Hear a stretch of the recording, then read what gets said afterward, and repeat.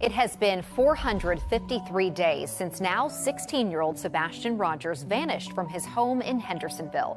His disappearance sparked national headlines, but now his father says the case is losing momentum. With National Missing Children's Day coming up on Sunday, he is raising his voice and demanding urgency. News 2's Caitlin.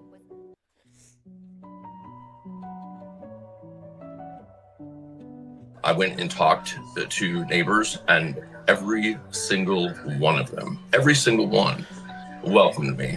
And if they had video surveillance, they gave it to me. The only person that would not talk to me as the only person that had something to hide and wouldn't talk to me.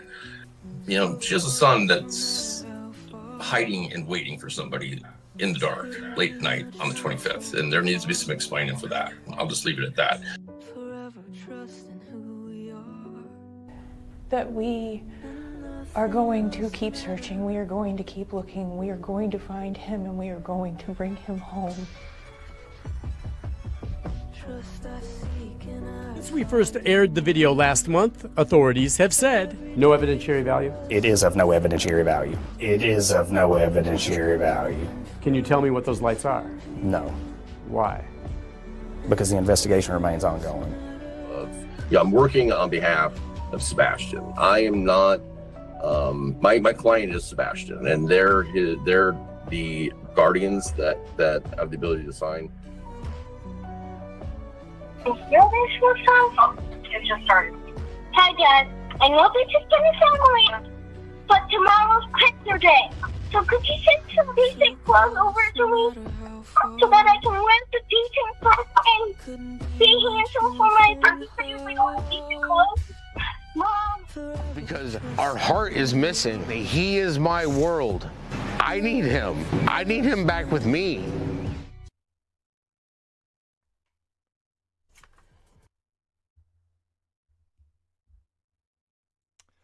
All right, welcome Mob Crew. Happy Saturday. And let's see. Oh my gosh, we already have 300 people in here. All right, welcome. Thank you guys so much for tuning in. Lots to go over. A lot of posts by At Night. There's my Arnold impression. And there's Crispy with his windows down. Let me adjust my mic. Anything that we can to encourage people to be aware and help. Let me pause this. Let me know how I sound in chat if everything's okay. Okay, that looks good. All right. Just so I can make sure the stream is working well, I see a lot of familiar faces in here. Thank you to everybody taking their time out of their Saturday evening, morning, afternoon, wherever you're at to watch the show. I'll play a quick highlight, so just make sure the stream is working smooth. I've had some issues with my router, so I had to replace it. So I'm hoping the stream goes well. So I'm just going to play a quick 1 minute, I think it's like 2 minutes, highlight reel of Sebastian Rogers' case, just to make sure we're running smooth, and then we'll dive into the At Night, talk about it. A lot of posts within the last 24 hours. Some of it I kind of understand. Some of it I'm not sure exactly where they're going. So I'm sure some of you guys obviously watch other channels, may pick up on other details that they may be inferring to. But yeah, a lot of stuff. And the timing is interesting. And we'll talk about that as well. So let's play this real quick so I can just make sure the stream is going well, and then we'll come right back. And why it's still active. I will back this up with literally one of the biggest clues many people have missed, and why certain family members and law enforcement agencies don't want you to know about this giant clue that was there all along. Welcome and get comfortable. You are now watching The Mob Crew. In this video, I'm going to prove what caused the Amber Alert, and literally crush and end certain ongoing debates with a clue that is so big, they don't want you to know.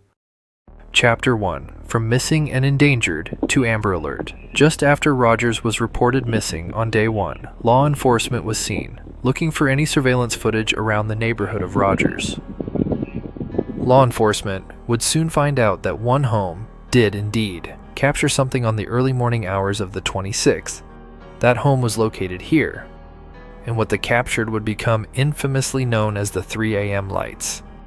And on the next day, February 27th, sometime during the afternoon, the TBI would post that an Amber Alert was issued in the Rogers case, based on additional investigative information. This was certainly no coincidence. Alert. And we need to start with that breaking news right now. An Amber Alert has just been issued for missing Hendersonville teenager Sebastian Rogers. Officials tell me Sebastian Rogers is an autistic 15-year-old with glasses, dirty blonde hair, and was last seen wearing a black sweatshirt and sweatpants around midnight Sunday night. Really increases the volatility of the situation. The medicine was there, obviously, to treat his autism. So how he responds to that once the medicine is out of his system is really not my expertise, but I do know that it's going to have a negative effect on him. Here are the criterias needed for an Amber Alert: confirmed abduction, imminent danger, targeted information, and age requirement. That's right, confirmed abduction is one of the main criterias for an Amber Alert, and it's still active. Would be commonly known as the... Okay, just a little highlight. Obviously, that was a much longer video. Let me quickly pause that for just a second here. All right, we almost got 500 people in here. Awesome. If you can, hit that like button if you haven't already. We'll dive into a bunch of different angles. We'll primarily focus on some of the posts from at night. Let's pull this up first. And then, they've posted a lot within literally the last 24 hours. They started posting kind of the beginning of April, and I don't even think I've gone through all of these, to be honest, because I have my angles that I'm working, and then I kind of look at, anything that they mention that they, that may kind of add into what I'm looking into, because there's so many different areas that people are looking at. And I guess this would be the first one, which is a lot. And they talked about, public service announcement. First, I know there's a lot of questions about At Night and Dog the Bounty Hunter. Yes, Dog the Bounty Hunter's team is real. Again, don't think of it as Dog himself really working on this case, right? He's an older gentleman. Again, I don't know how much I can say and how much I exactly know. Again, a lot of this,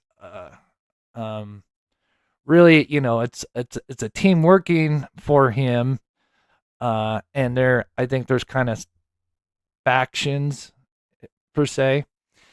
So yeah. But I'll be honest, and I know some people have felt like At Night, when they started, especially with Dog's team, they kind of came out swinging hard. They came out with the Texas Roadhouse footage, which I think is huge, especially bigger than ever, because that is literally the last time, in my opinion, that Sebastian Rogers was seen officially on camera. There's alleged sighting of him taking out the trash can, but I think if they could never confirm that, to me, I don't think that shows that he made it home. And most of you guys know, if you've been with my channel, I think the further along I've been on this case for 2 years, it has literally gone from him being moved out of his home to now he didn't even make it there. And there are tons of clues, in my opinion. We don't know 100%, but show that. And then I feel like At Night kind of dipped last year. I feel like, there's posts that just didn't quite, I don't know. There wasn't much substance to them, and I feel like we were just kind of left on a hook a little bit. And maybe they, were hoping stuff would come through that they could kind of, finalize and produce after they kind of put out these certain statements. So I feel like they've unfortunately lost a little bit of credibility, and I feel bad because you have Dog's name, and I feel like it should be so much bigger. But I don't think this is a fluke that all of a sudden all this stuff is starting to flood out through them. And again, I think maybe some of it could be certain angles that I've been working on with other, some friends, and then clearly they're working on other stuff that I can kind of put it together. Well, I wouldn't say put it together, kind of understand like the angle that they're looking at, but again, there's so many facets. So in the past 2 years, since he went missing in Henderson, Tennessee, they're asking the public's assistance, surveillance footage, which again is great. And I'll show you where they're asking it for. They asked for the 3200 all the way to 3600 block of Long Hollow Pike. That is the main intersection interstate that is connected to his neighborhood. Runs kind of east-west for the most part. And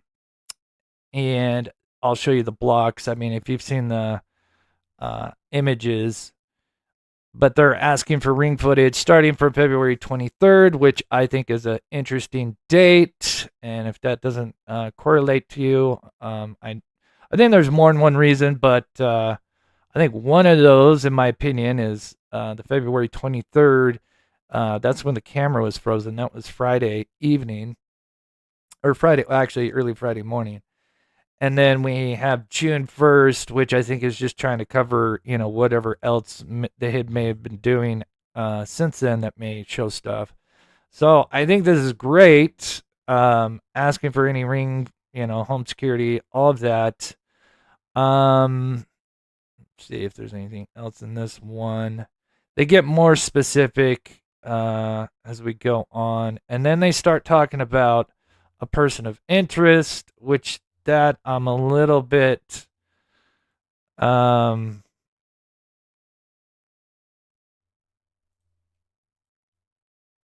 have my theories, but so here we go. They released some images, and I'm going to be straight honest. This is clearly AI generated. I get it. They trying to want to make it a little fancy, appear good. I can tell this is like AI because it's got one a bunch of times, and Long Hollow is supposed to be really east-west. I mean, I know it kind of fluctuates, but when I first saw this, I'm like, oh, this is like kind of a mess.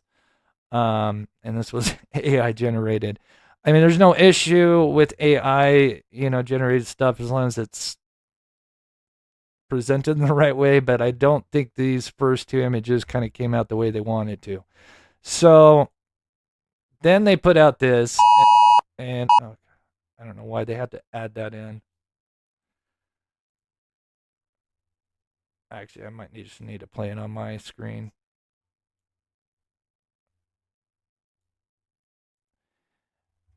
All right, let me see if you guys can see that. And so this is going west to east, 3600. The further you go west, right? Further you go west, the higher the number goes on Long Hollow. For anybody who's with me.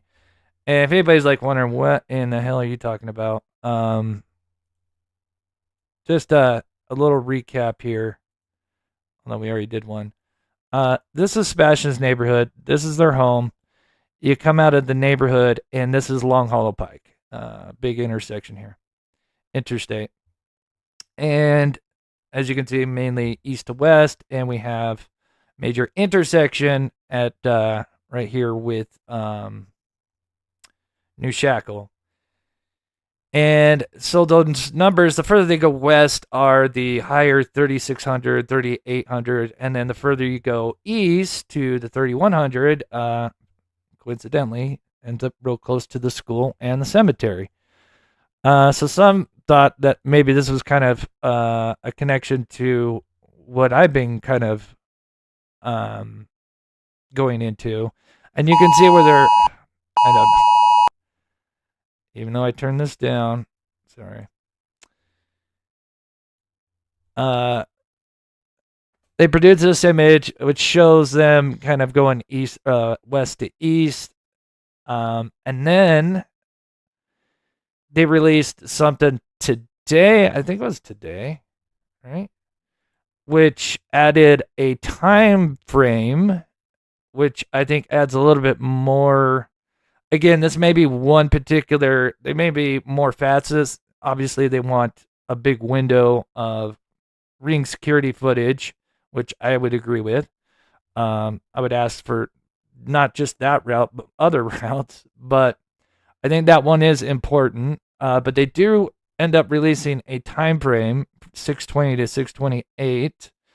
And at first we thought maybe that was like some kind of typo. But now I think I may understand what they're trying to go with here, and I'll kind of explain it. Let me read chat here real quick. Let's see here. So many people in here. I appreciate it. If you can, hit the like button. Yeah, towards the interstate. Yeah, I'm dyslexic, so I'll switch interstate and intersection. Let me grab this real quick. And thank you to my wonderful mods for everything you guys do. Thank you, Chris, for all you do for Sebastian. Thank you, Peggy. I'm just going to quickly get these out of the way. Deanna, 1 year. That's awesome. Appreciate the support. Whole year. Thank you so much, Deanna. Little Miss Sharon, over a year support. Thank you so much. Also with a $5 super chat. Thank you guys so much. Jerry Lynn, over 6 months of support. God bless. And we also have Bo, 1 year. Woohoo! Oh, we got 2 1 years. That's awesome. Glad to be part of your crew. I must have had something going on around this time, which is weird because if I recall, this is kind of when I went out for about a month or two. Stomach issues plaguing me. Let's see here. I would hope so, Kay. It depends if Crispy was right. I don't know. It's weird how he says, like, I don't know if he accidentally just flipped these, because, like, when he talked about, oh, there's, like 60 some odd cars, 70 some odd cars that were going west, which is, like, over here somewhere. There's got to be a license plate reader, maybe to Interstate 65. And then he says at the end that this one wasn't working, but I don't know. I mean, he could be right, and that would be very interesting if this one wasn't working. They do have a license plate reader there, but he claims that there was only 70 some odd cars. Remind me, Jeff, you know the exact number. I forget off the top of my head, but I do find that interesting. We'll circle back, but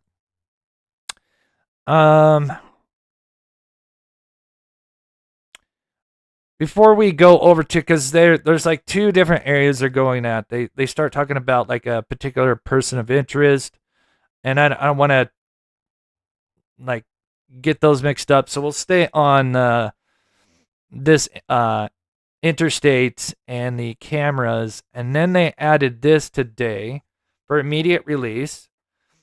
They're looking at an 8-minute window, and I'm just trying to find that. High bullet points here. They're asking anyone who traveled through the stretch spanning 3100 to 3600, and obviously you could flip that east to west, west to east, and between 620 and 628. Now, for those that are unfamiliar with that time frame, 625 is when they leave Texas Roadhouse. And so, again, at first we thought maybe that could be a typo, but maybe I'll kind of explain a theory that I have with it, and I think some would agree with it. They say that this car was on allegedly Long Hollow, a suspicious vehicle. I don't know if they use the word suspicious, but appeared to be idle for several minutes, operated without headlights, which I'll be honest, I can tell you at 620, it is dark. I mean, as you can see in the Texas Roadhouse, I think it's like at 6 p.m., I think the sun is just starting to go down. And I think by 6:10, 6:20, it is dark. And so that is interesting. That would kind of stick out. So I do wonder if there was a person driving without their headlights, and then they allegedly activated their hazard lights and pulled off briefly. Again, this seems pretty specific, as if they have a particular lead or some kind of tip that they got. And then it says it was a darkened vehicle that was lingering where they do not appear to belong, or a short stop on the shoulder. And again, I'm just trying to go over the highlights here. and then it just kind of asks for anybody that was on that road or who has footage on that night to hopefully come forward. Which again, I think is a great idea. I feel like I feel like that should have been 2 years. We're like 2 years late. I mean, it's never too late, but I do like that they're offering a reward. I mean, I hope that reward is true and they can pull through on that, because if that was the case and the word got out that, yeah, hey, they're, even if they handed out like $100, whatever, for people to go back and grab maybe even just one date of this window that they have, could be huge. You never know. I feel like there was so many moving parts to this case. And I feel like it was kind of, in a way, like dumb luck that they were able to get this all down. Oh, yeah, see, this was made with AI. Posted 2 hours ago. I missed this one. It's the same thing, isn't it? Yeah. So they've been posting this quite a bit. And again, there's another facet. Obviously, start talking about a person of interest. We'll circle back to that. Let me read chat and I'll kind of further go down this part and what I think they're trying to get to. And then we'll come back to the other stuff in the middle, because there's kind of another angle that they're talking about a person of interest, a YouTuber. I'm curious to get your guys' thoughts on who you may think that may be. So we'll dive into that next, but I want to kind of keep them separated so we don't kind of confuse.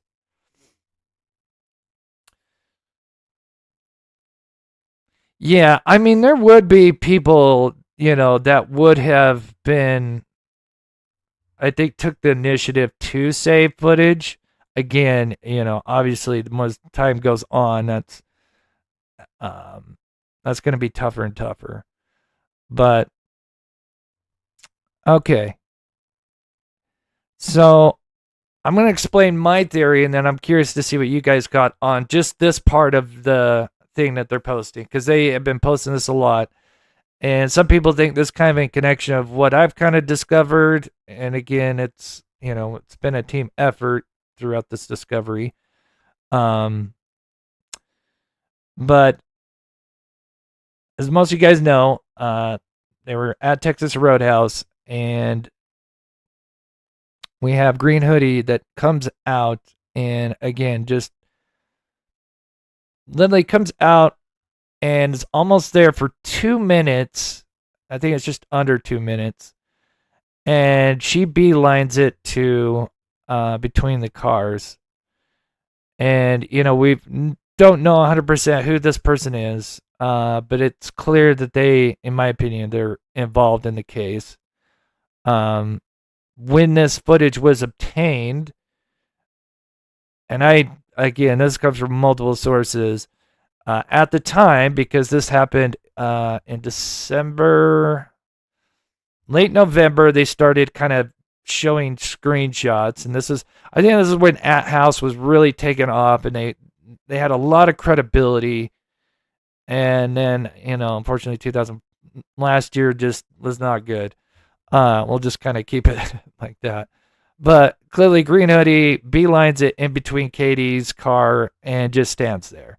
And it makes no sense, because, if this lady is just coming to use the bathroom, which is what they do after they interact with Katie, and then they go walking back into the bushes, back to another complex that I think at least 2 have public restrooms. So it makes no sense. And again, why is she trying to go? I mean, she started beeline, it looked like she was gonna go, easily through the walk path, but no, she goes and stands between Katie's car. So obviously that's been broken down. And what I was going to mention is, at the same time, this was when Fish Sticks was hired, the PI for the Proud Pete. And we had heard, because they made a big scene at Texas Roadhouse. After Texas Doc's team obtained this footage and started releasing it. And I think even just before they released it, they got wind of it and they went to Texas Roadhouse, and allegedly the PI and Katie, and PI was allegedly pretending to be like some kind of law enforcement agency or something, allegedly, of course. But they made a huge scene, asking why they would give that footage out, and I feel like that was so, like, why would they be worried about that? Especially if their son could have been abducted. Who knows? They could have been following, some abductor could have been following them since Strike and Spare. They went to all these places. For those that don't know, they were just driving around doing errands and different stuff the entire Sunday day into night, where the final thing was this Texas Roadhouse. And then we have Katie and this green hoodie person exchange some stuff. And I think she gave her a phone, a burner phone. And we see her put earbuds in, just like the ones I have here. We can clearly see her turn and put them in, just like you would see anybody do. It's clear as day. I pointed that out. They also have a dash cam on the window, which is very important. It does record audio, but because it's a camera that's looking outside the car, more or less, we don't see video inside the car. We only have audio. So, again, that leaves a lot of loopholes, in my opinion. I think, and here's her putting in the earbuds, and you can clear, see when she turns left, it's clear she's putting them in. And she puts 2 earbuds in. I think she was getting directions, in my opinion. And this will come to the at night stuff, so please be patient. I'm just trying to give the context here. So she's getting information, and she doesn't need to respond, right? She's just like, I think this was like, okay, they had already pre-planned this well before, right? And now she's on the faith that the other vehicle is getting to its position where they're going to switch Sebastian out, and they're telling her, hey, so far, green light, this is where I'm at, and just little updates as she's now moving him. And there's a couple of different paths she could have went to come home. Now, the average time from Texas Roadhouse to the home is, it says 15 minutes. And that's pretty much for all the different kind of side roads that you could take to still end up back at the house. I think one of them adds a couple minutes because you're kind of going past the home. But there's technically like 3 main routes. Here's one of them. You could go up a couple of side streets and then connect back onto New Shackle. But where you see that circle is going to be important, I think. But in my opinion, I'll stop and I'll read chat here, but I'm just trying to give you guys context and see what you guys think. So I think, of course, and this adds into the tip that I got, and it comes from a reliable source. Again, I would say out of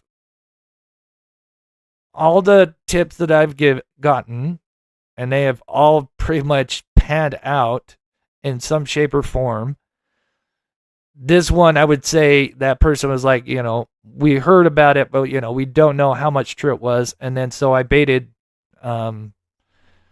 SF and posted, hey, there's a 6-minute, and he responded to that, and that kind of told me.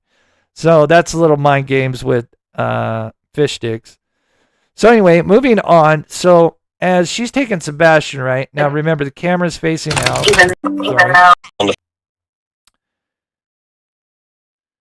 And here is the road. So the home is up here. Here's Texas Roadhouse. There's, kind of the main way you would go to end up back home. But there was a sighting of her at BP with another vehicle, which is interesting. Let me pull this one up. There we are. And where's our BP? There's our BP. So there was an alleged sighting of Katie over here. Now, this is what's interesting is now technically, if you were just going to go and take probably the fastest route, you take Drake's Creek Road, stop 30, and then, they did do a lot of driving that day. It wouldn't surprise me if they did just, or if she needed to get some gas. And that's what's interesting is I heard about 6 minutes of audio only, even though it is up to a 15-minute drive. And that could easily be played off as, he kind of speaks a little bit in the beginning of the car ride, and then she kind of goes, "Oh, are you going to take a nap?" Well, we drive the rest of the way, or something, to that effect. And played off like that as if he's still in the car. But meanwhile, we have this Goshentown Road, which is another road you could take. And it's basically, it kind of goes up this way and your home is over here. I think it adds a couple of minutes. Now, what's interesting is we have this whole 3600 block to 3100. And they say 620 to 628. So I do wonder, and then we'll see what Chad thinks, is you have the vehicle allegedly coming down this road and spotted somewhere. I don't know, it'd be nice to know exactly which block this person allegedly pulled over to maybe narrow down where, we're supposed to look. But it would be interesting if maybe this car didn't go all the way to New Shackle, which is this road, and actually cut down this way. And even though I've got Katie's route, they could have came down, and again, they started at 620 or spotted somewhere. It's interesting, they start at 620. And then they met up at some point with Katie. And I guess it could be that just 620 to 628 is them driving on Long Hollow. And then at some point they cut down and meet up and switch Sebastian out. And then, we'll go from there a little bit later. But that's kind of my theory. The other one is, this is like with the cemetery stuff, that is kind of like a staging area for them. We'll get into that a little bit later, but let me know what you think in chat. That's kind of what I've deciphered, and again, and spoken with some other people, but so again, before we never had a time frame. They just said 3600 block to 3100, which really is west to east. So they're going east on Long Hollow. And obviously this is kind of right before and after they leave Texas Roadhouse. So I do wonder if this is the vehicle that allegedly maybe meets up with them. Yeah, 6 minutes of audio for a 10-minute drive. Right. 10 to, yeah, I guess it kind of depends on the route you take and how fast you go. I think you can make it in 10 minutes. But yeah, it's interesting.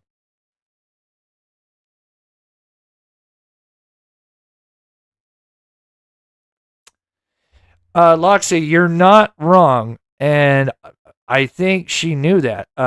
I think she wanted them to study that Life 360 that they had. Because again, remember, the camera's recording and she stops at BP. And maybe if she kills the engine, because again, I've looked, again, I've never had one of those cameras. I've seen them operated, and some are basic where you have to, the old OG ones, the dash cam, like you had to turn on the recorder itself. Now with the newer vehicles, they just kind of connect into the system, infotainment center, whatever. And whenever the car kicks on, that's when it starts recording, and which obviously has audio as well. So whenever the vehicle's in drive, is running or in drive, that's when it's kicked on. But yeah, she could easily, and it could even be that maybe she didn't even stop at BP. She just stopped at a 4-way stop. And maybe there was a car next to her and we wouldn't know. And again, I mentioned this before, and all I have to do is just move Sebastian out, pretend like it's a family member saying, hey, she's going to take you, out real quick or something. I have to go do something, whatever. I don't, who knows what she told Sebastian before they left. Anyway,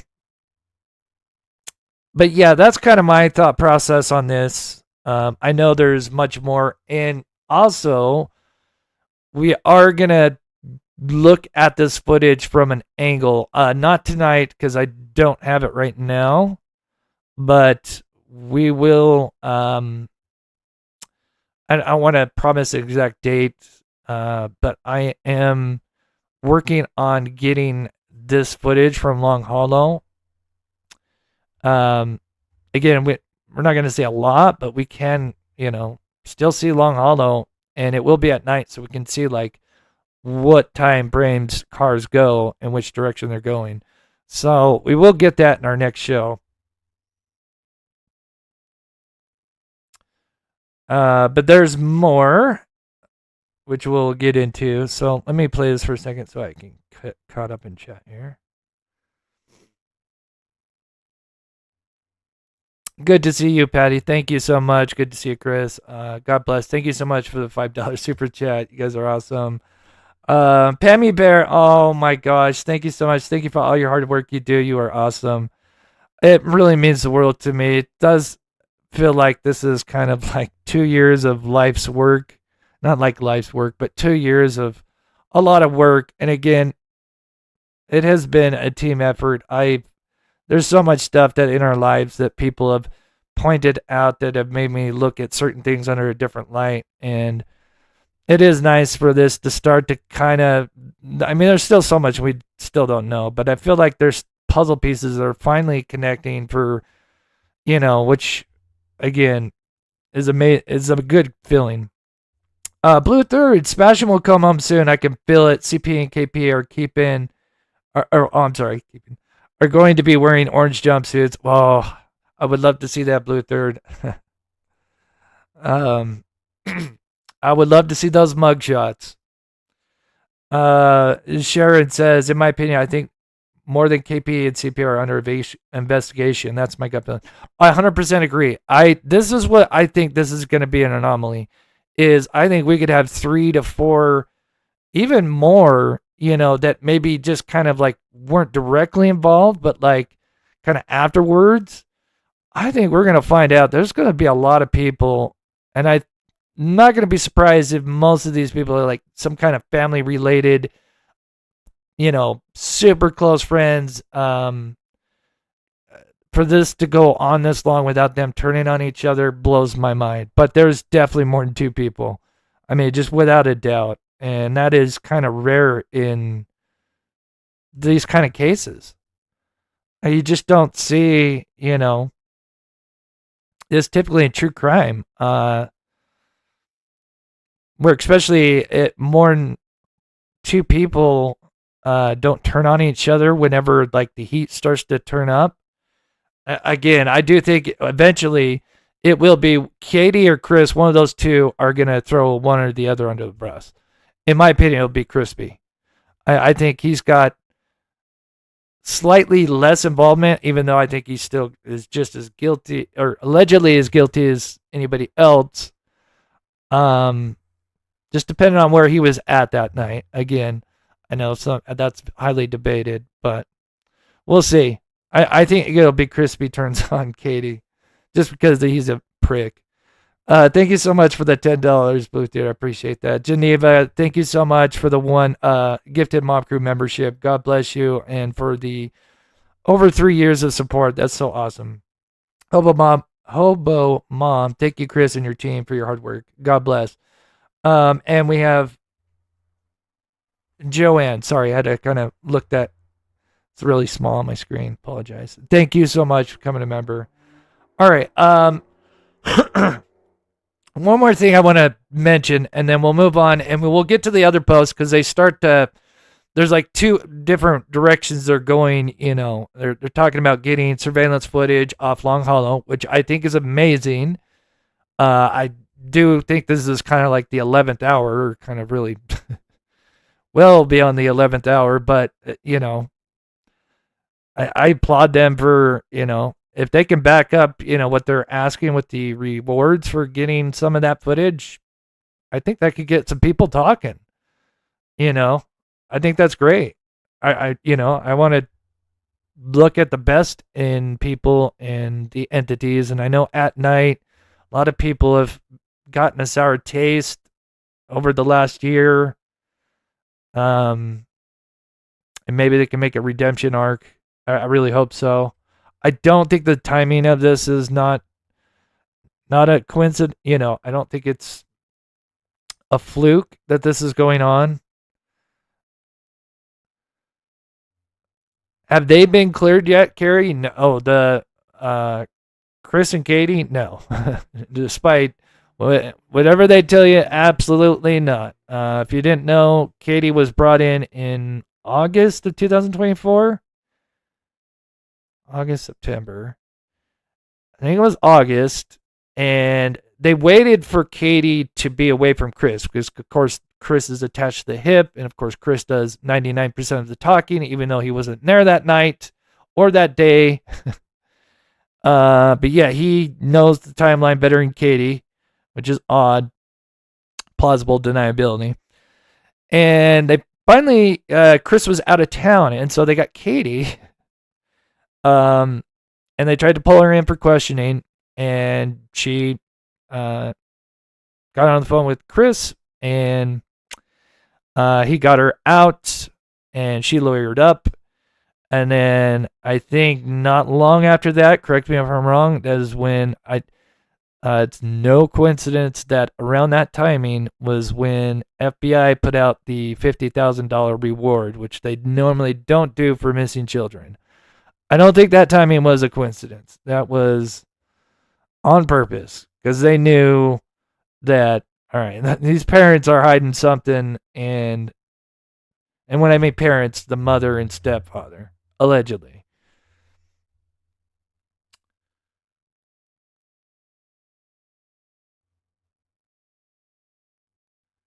Oh yeah, so it was August. Okay, yeah. And then was it August as well when they put that reward out, or was it September? It was one of the two, but it was literally in that same time frame, and I don't think that was a coincidence at all. Oh yeah, no problem, Dennis. Yeah, I figured because we got a lot of people in here. Oh my gosh, a lot of people are interested in this. So some of you guys may have not seen what I've cracked, and I'm gonna be honest with you. I went over Fishstick's interview with Lore Lodge, and now knowing we've kind of cracked a little bit of the puzzle. If you guys haven't been here, you may be in for a treat because I've been meaning to put this out on just a regular video, but there was some more stuff that I discovered that I need to add into it. So anyway, last thing I just want to mention with this is if he never made it home, which I'm going to show you. If you haven't been watching any of these lives or this is your first live, I'll show you. I would kind of figured out that it was likely not made it home. And again, there's some kind of inside information I've shared most of it, but I have to kind of tweak it. But anyway, it's kind of and I hate to say this word genius plan. I think it's just a bunch of plans that just fell together and they've gotten away with it just haphazardly. I don't know if that's a proper term, but this is the home where he was allegedly last seen, but really on camera he was last seen at Texas Roadhouse. Now, there was alleged sighting of him allegedly taking out the trash can, but it was dark and the person that was seen was wearing a hoodie. Well, what's interesting is when you look at Sebastian before they leave, well, look at Sebastian. He's in jeans and a t-shirt. And you would think as they were coming home and she pulls into the garage, the trash can's sitting right by the garage. Why would she not have him, as they pulled in, take that trash can? They're like right there. But that doesn't happen. As a matter of fact, the trash can doesn't get taken out until 15 minutes later. And it's a person, they can't tell really who it is, just kind of a blob. But they can tell they're kind of wearing a hoodie. And guess who's wearing a hoodie? and dark clothing. And that's Mama. Sorry, I don't know if I've got a shot at the moment of her walking here. But yeah, and here's the shot of the house. Here is the only screenshot we have from the camera that allegedly caught this person taking the trash can. And that is the trash can right there. I know it's a little hard to see. And that is their two-door garage or whatever. Or wide garage. I don't think it's two-door. Or is it? But anyway. Why the trash can is normally just sitting up next to the garage, so why not just have him run it out? But that didn't happen. And then on top of that, she had her porch light off. She never has her porch light off. So again, I think that was all done by design. All right.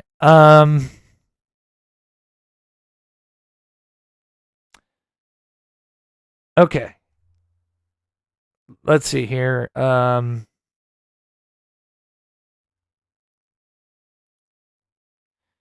Yeah, exactly, Denise. Or Dennis. I'm sorry. Dennis. Yeah, 100%. Yeah, why? Yeah, if he's seen wearing his T-shirt, like now he's got to throw in a hoodie. I get it. You know, it's probably getting a little bit colder. Obviously, sun going down. But yeah.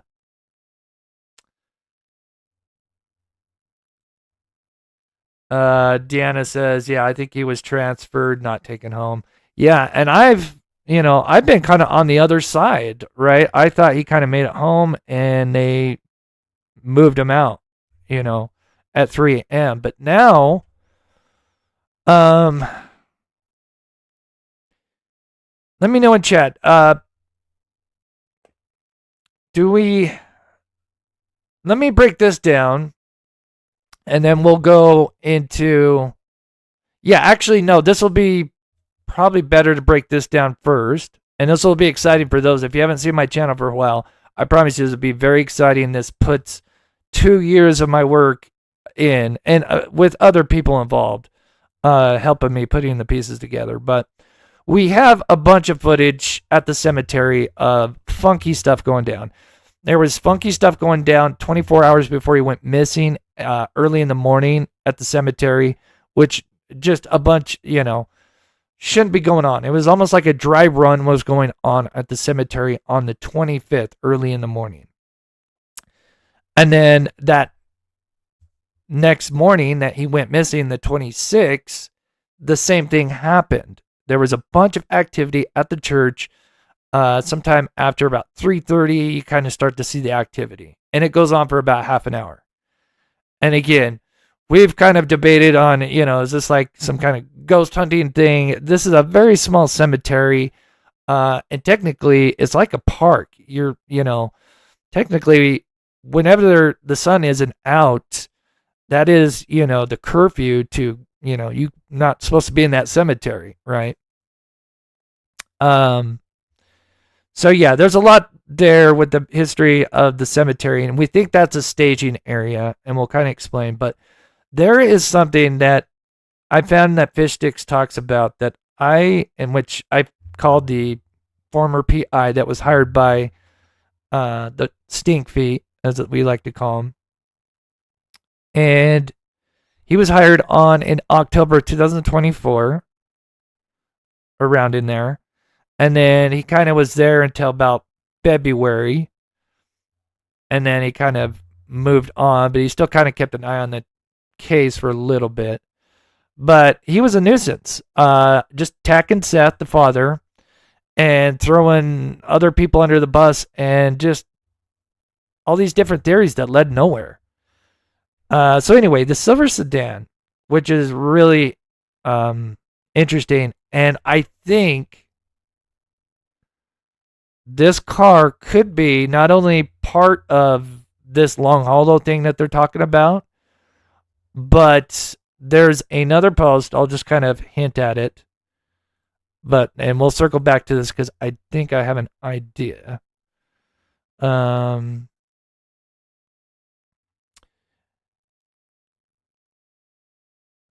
if you do see, Dog did actually reply in one of these. Actually, he replied in a couple of them. So just to show you that dog, and which is interesting because I don't know how much we see dog. Where is one of these? I think this one.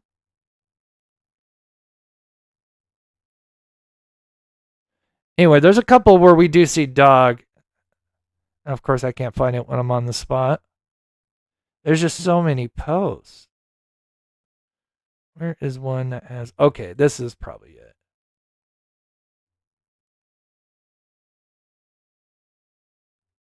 Wait, now I can't see it. That's weird. Anyway, there's a couple that show dog posting. That's weird. I don't know why.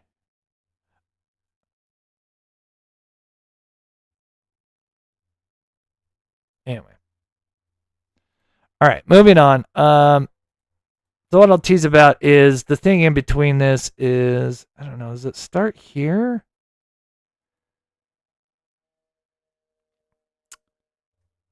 Is there one more before this? I feel like there's one more before this. That one, there's that one. And they posted this yesterday. This could be the most critical lead we've had since the inception of our involvement. We urge the public to review their archives. And I don't think that's by happenstance. And I know there's another post, but we'll just start over here. And we'll come back to this. But for 2 years, you've been on the run. Now it's your turn to hide because we will find you. We'll expose the lowlife you truly are. If you know the man responsible for the disappearance of Sebastian Wayne Rogers, speak now. It's interesting they mentioned man. Or remain silent and learn what happens when a man chooses to protect a killer. So clearly, Mel will peel back your bloodline. And yeah, kind of interesting. I feel like I'm missing a post somewhere. Did they take one down? Wasn't there one? Where is one about the YouTuber? Am I missing this one? Chat. I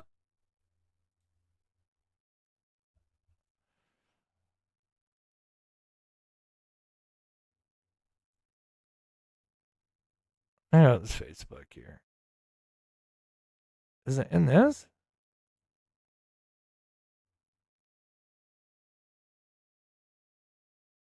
No, this isn't it.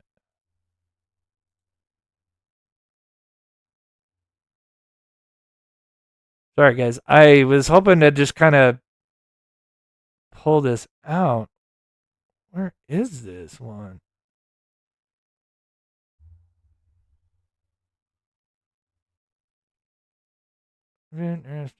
Oh, this might be it.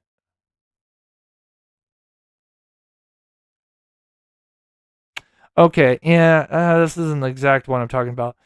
So they started out talking about the mattress pad, which, again, I feel like, again, it could be definitely a clue, and I feel like that was whatever. If you don't know about the mattress pad, it was found not too long after he went missing. It was found not far from his home. It was found near a storage shed, and allegedly there could have been stains on it and potentially a knife.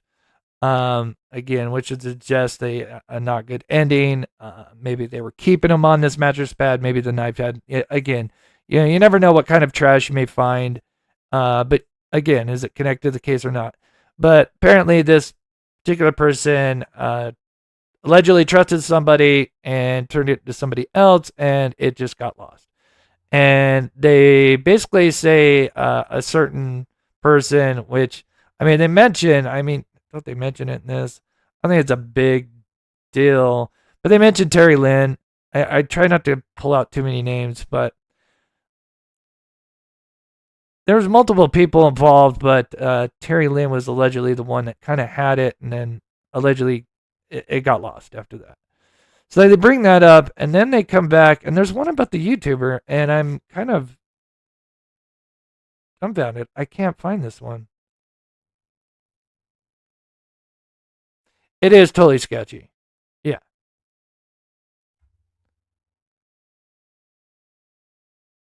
Did they take it down? And I'm just missing it?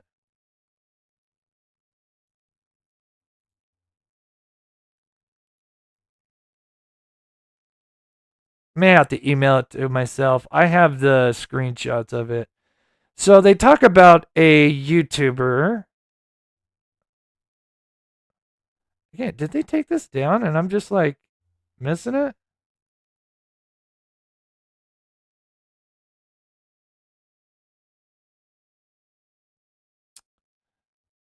But anyway, they talk about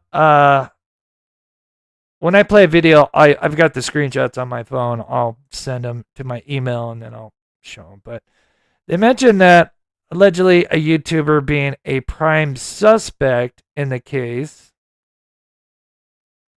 And I don't know why. I cannot find this.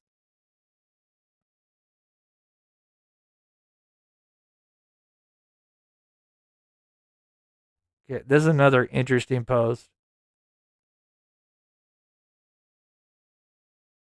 Again, and I agree with all of this. I wish this was done a long time ago.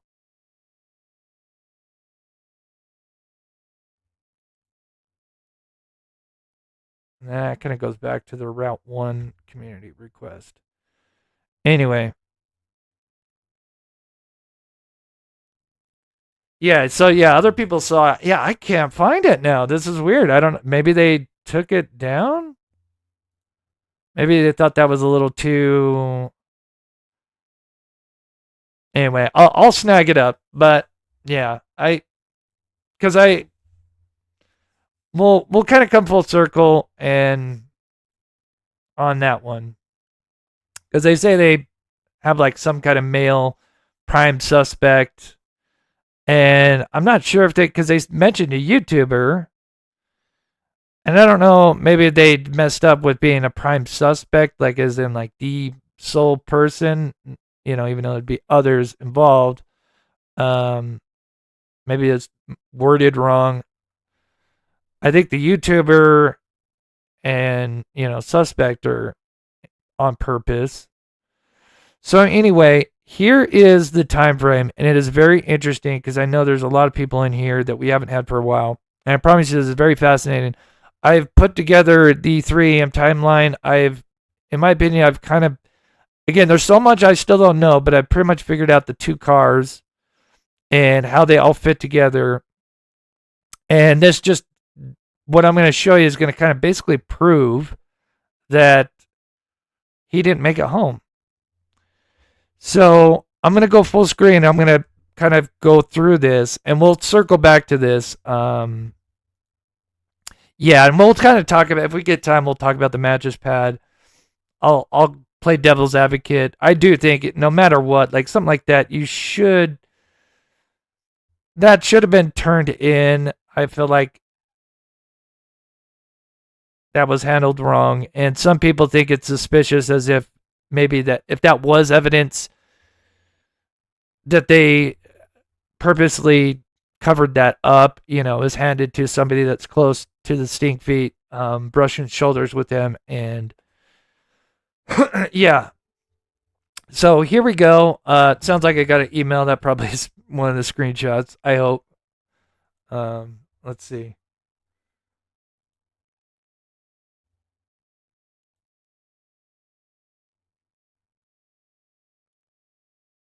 Yep, there we go.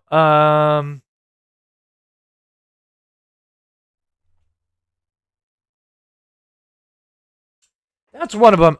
Thank you, Aaron. Yeah,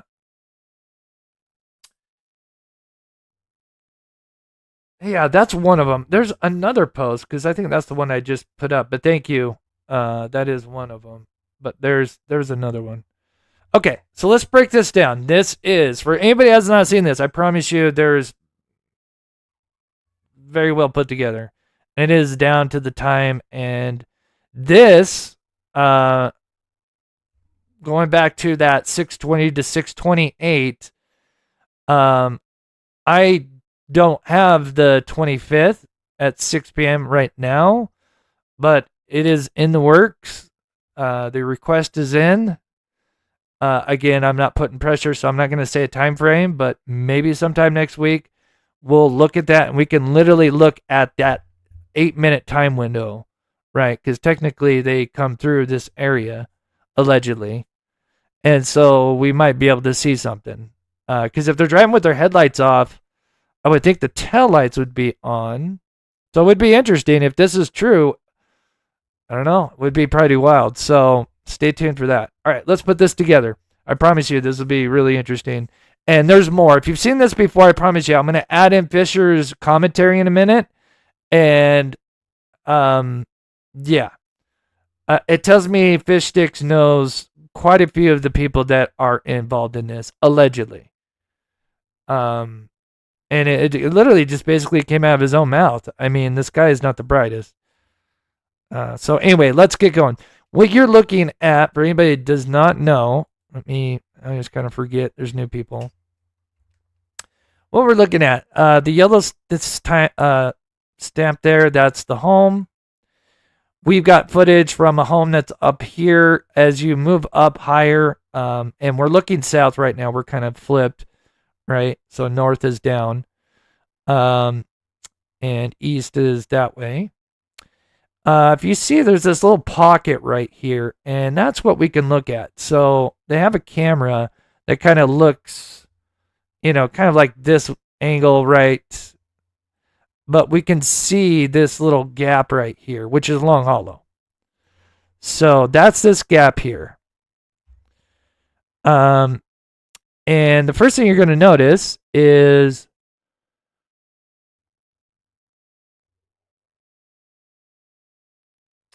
a car that's going west at 2:58 8 seconds. And I promise you, if you have seen this before, oh, is it not on X? Is it one that's on Facebook?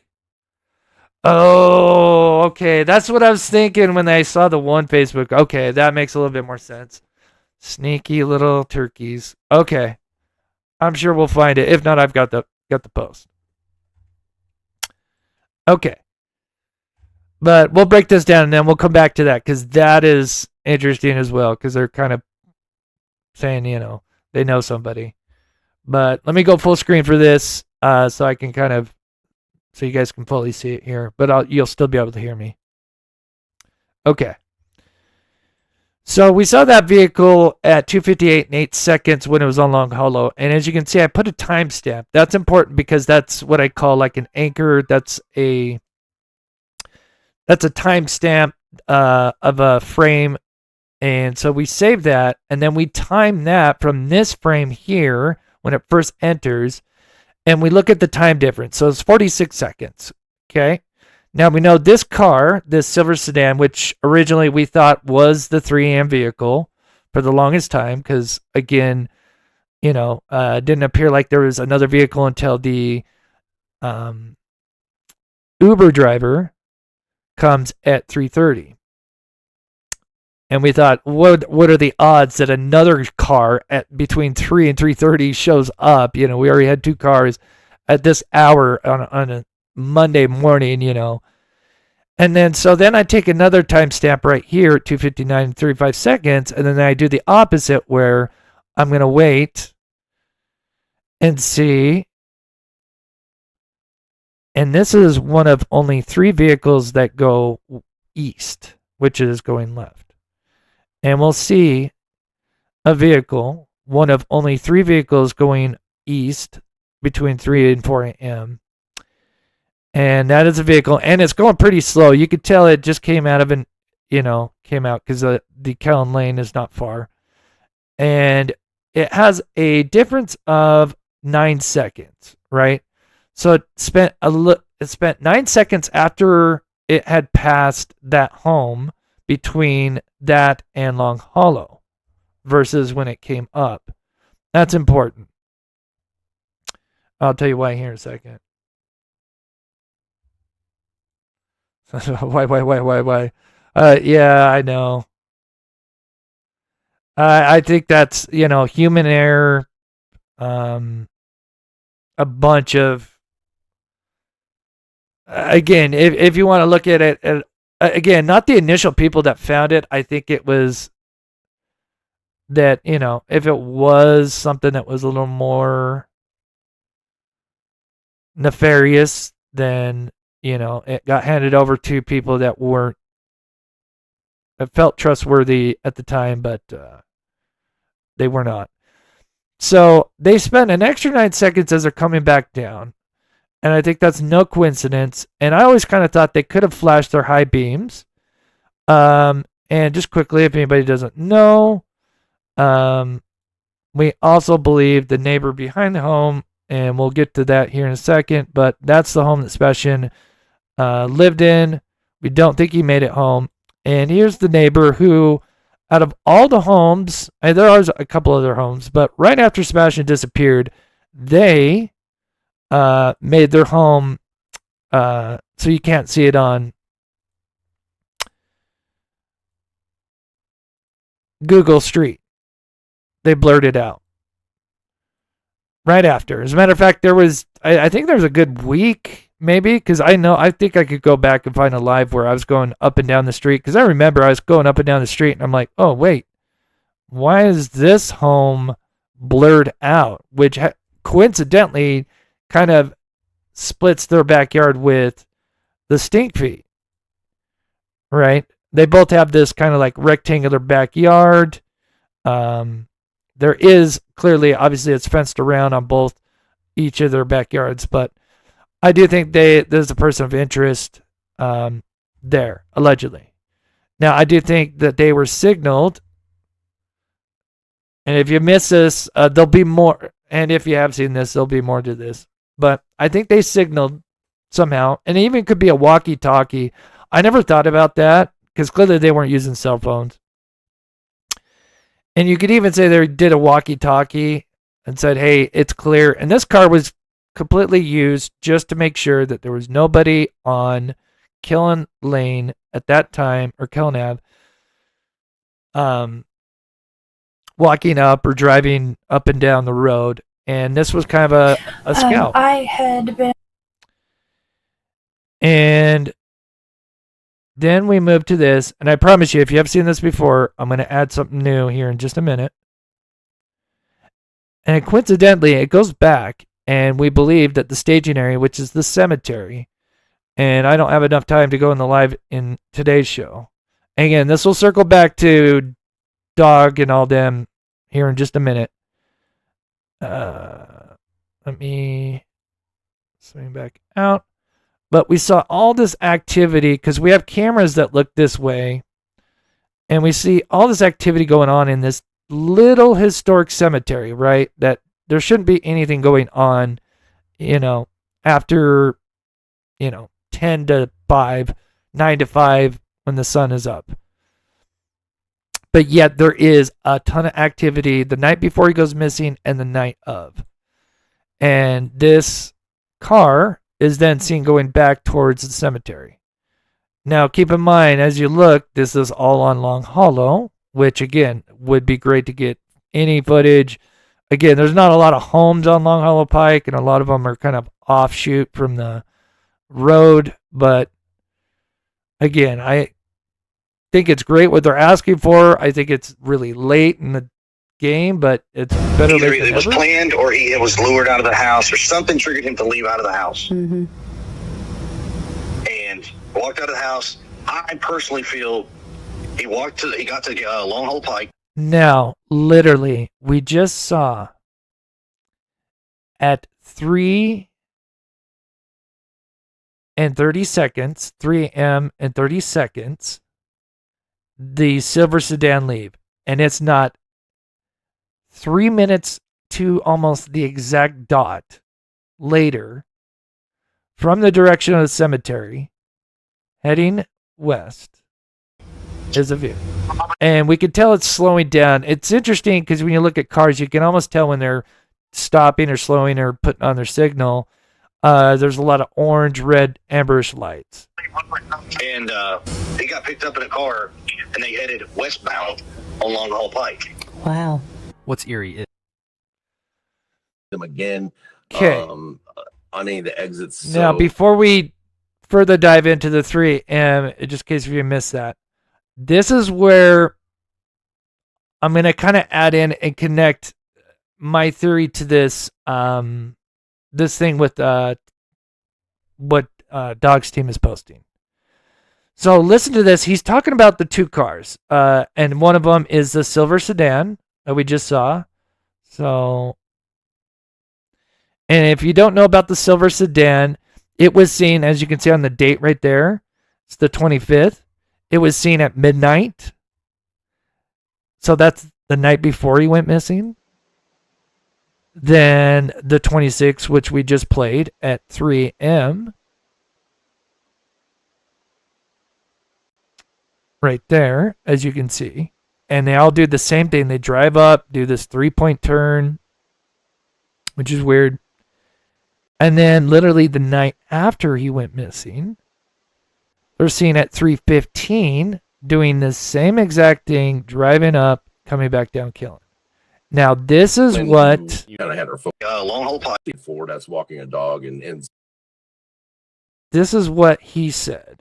So they're kind of like, there was, I guess, an Uber that came through the neighborhood. There was a red car that people are like, well, why won't you release what you know about these individuals? Oh, thank you, Kitty. I see where you're coming from with the, well, I don't want to dox people thing. But at the same time, did any of these vehicles that you saw, dang it, I thought it blew up his stop face. by the Proudfoot house? Did any of them linger in the neighborhood? Like, was there any suspicious... Okay, now this blew my mind. Like, I need to go back and listen to this interview. Like, after everything that we kind of figured out, this is like so much more, like, now that I know a little bit more inside information, what he's going to say here, I think, is part truth.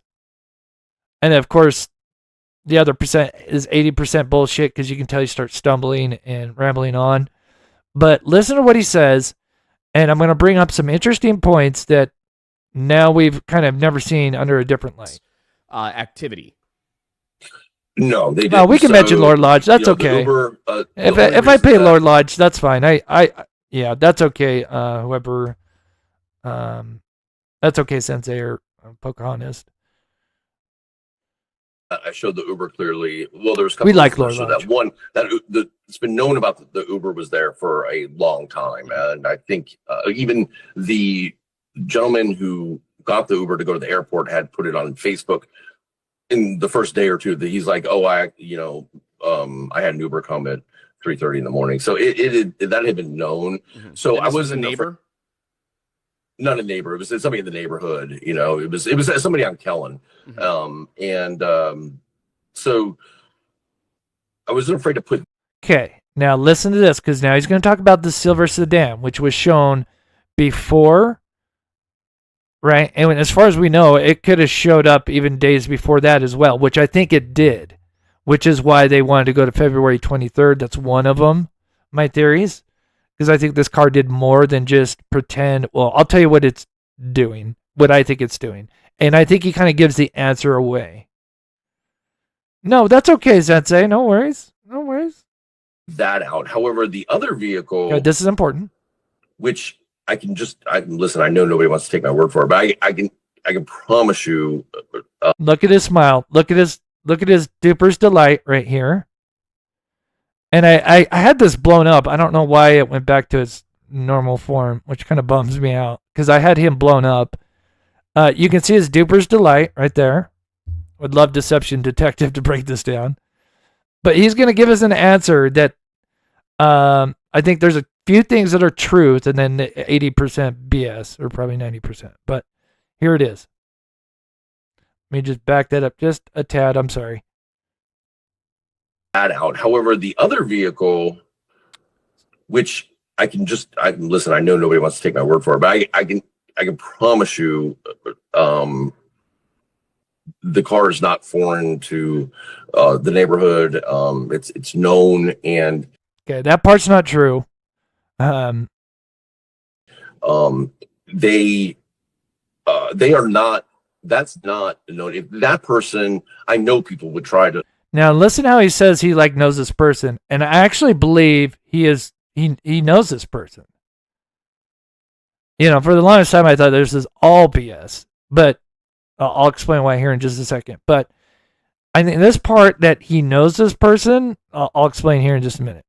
To find out who that is and whatnot, and they go after them. And this person, quite honestly, this person probably has no idea that people are trying to figure out what car that is and stuff. And it has nothing to do with anything. Unfortunately, keep in mind, we want to find the clue, so it's disappointing to us as well when none of these things are connecting.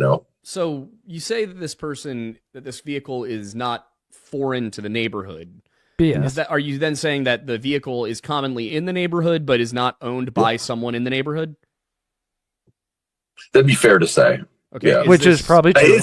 Think of it like. Do you know who the owner? Who the owner of the vehicle is? Yes. Okay. And now he said yes, and I feel like he's actually, and it's probably surprised you guys, I think he actually is telling the truth. You were saying something. I don't want to cut you off. Think of it as like, there's daily.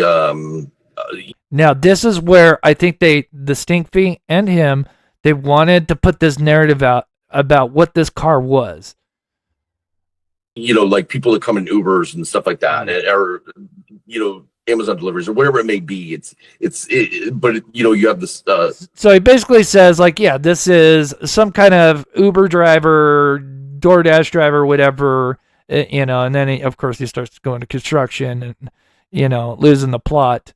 And that's where you can tell he's kind of lying. But I think what he was trying to get across is that this was some kind of Uber driver, more or less, right?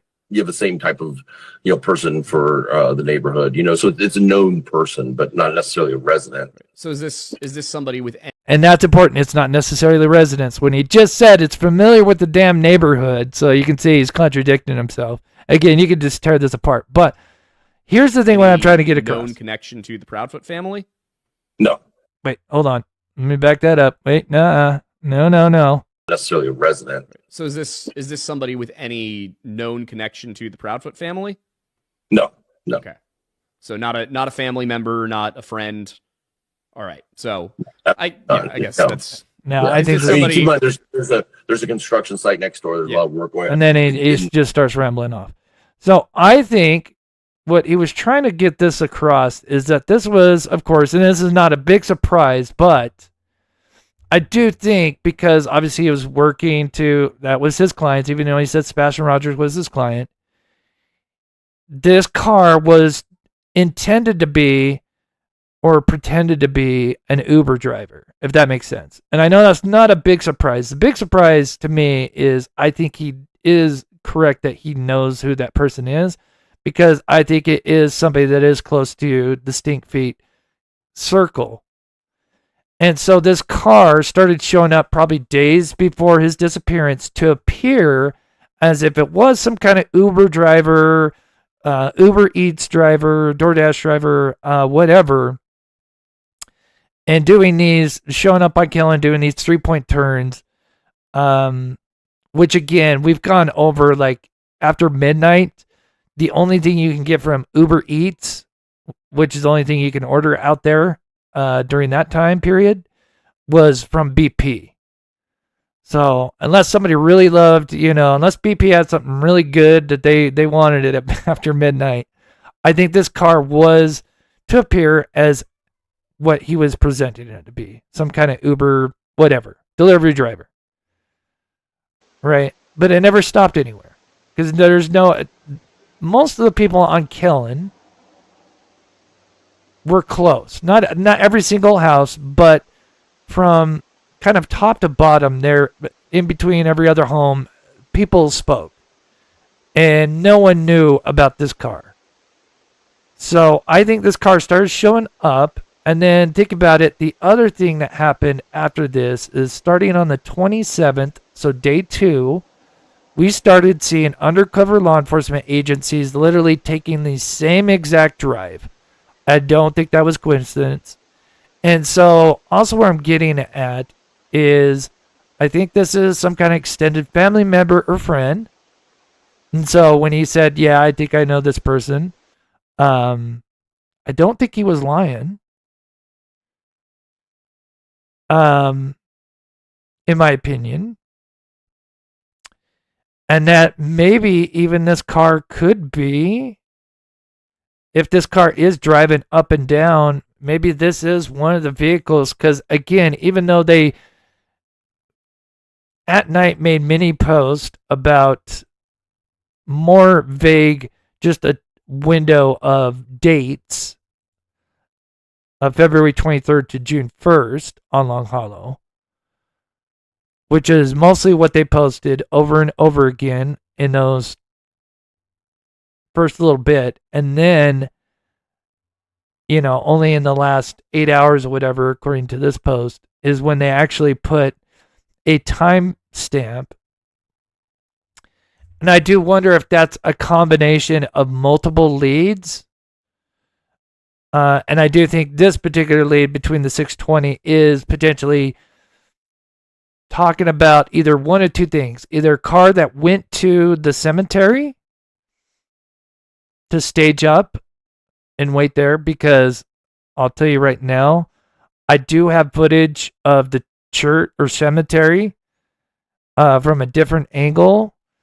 And in that time frame, I want to say 6:30. It may have been 6:28, but I think it's at 6:30.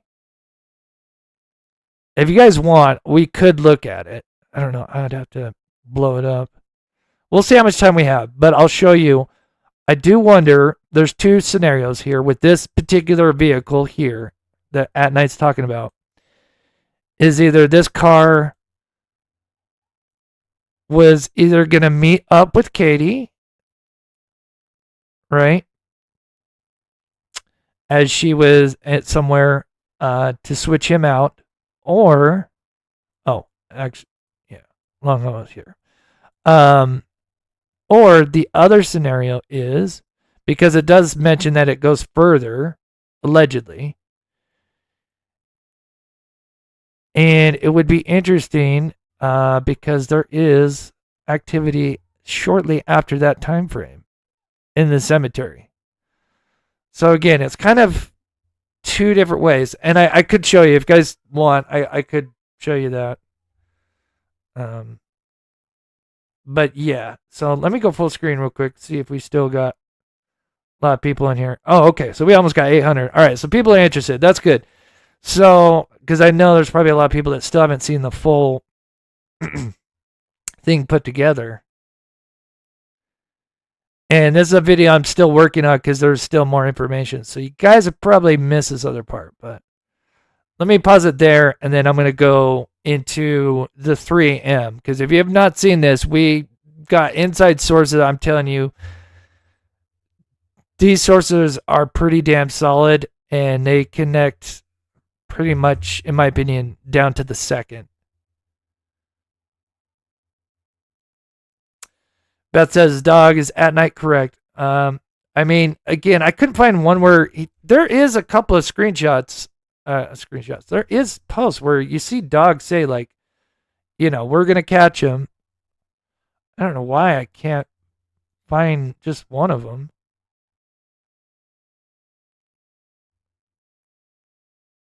It's really weird. See, no, that goes back. So this is a post that goes back to 2024. Weird.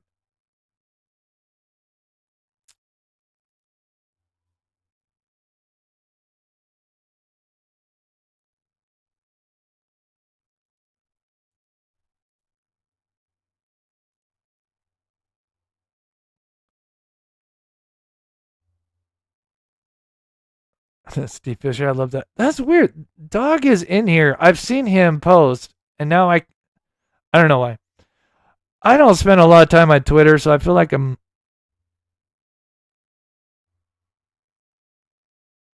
missing the comment, but anyway, I'm not gonna get sidetracked on that. But yeah, he is posted in there, and he is connected. Like, again, don't think his dog is being like up to date as people think. I'm sure they give him the relevant information, right? But it's really dog's team. I think a lot of people may get that confused. Again, it's really, factions that are working, different tips that come into them.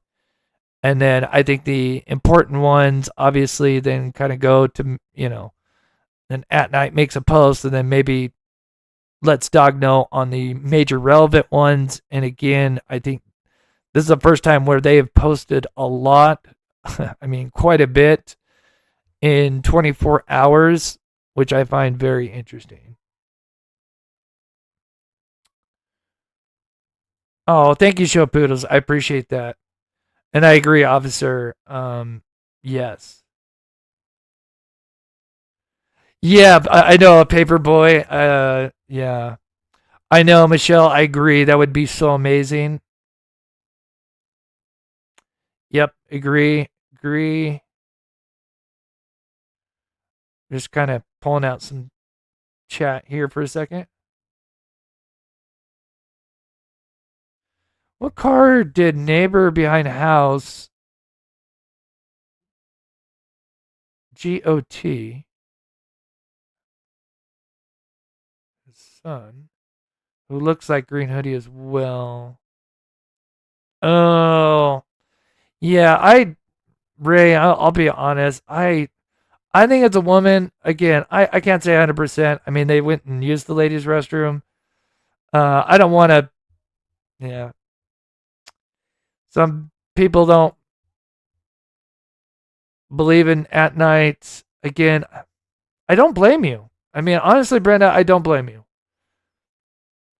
I feel like they had a great year when they came out, and then 2025 just,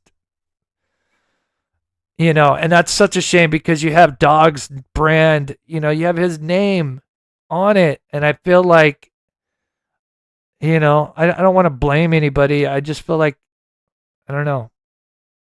Maybe they got ambitious. Maybe they didn't have much leads going on, but they did have a little bit, and they kind of fed that to the community, making it seem like there was going to be more stuff coming out, and then it didn't happen. And I feel like they kind of lost a lot of trust with people, and I don't blame you, people. I don't blame them that feel that way. But I can say that no matter what, there are factions, and they are connected to Dog, that are working on this. So I can tell you that for sure. And some of this stuff is going to the appropriate authorities. And as a matter of fact, I don't know if I read one of the statements. It did say some of this stuff has been sent, to authorities. If I missed that, we'll come back to that. Because this could pertain to what we posted here or put together. So let's go back to the timeline. So just to refresh, remember, as the silver sedan left, right? Either it was planned. 3 minutes later, on the dot, another car comes, and you can tell it's slowing down. Or he was lured out of the house, or something triggered him to leave out of the house. Mm-hmm. Let me go full screen here. Walked out of the house. I personally feel he got to Long Hole Pike, and he got picked up in a car, and they headed westbound on Long Hole Pike. Oh, okay. Thank you. All right, I will definitely take a look at that. On any of the exits, so on the Cooper, I will get to your your amazing support here in just a minute. Let me go through this so I don't get distracted here. So remember, 303, we just saw that car, and I added this Fisher in because I do think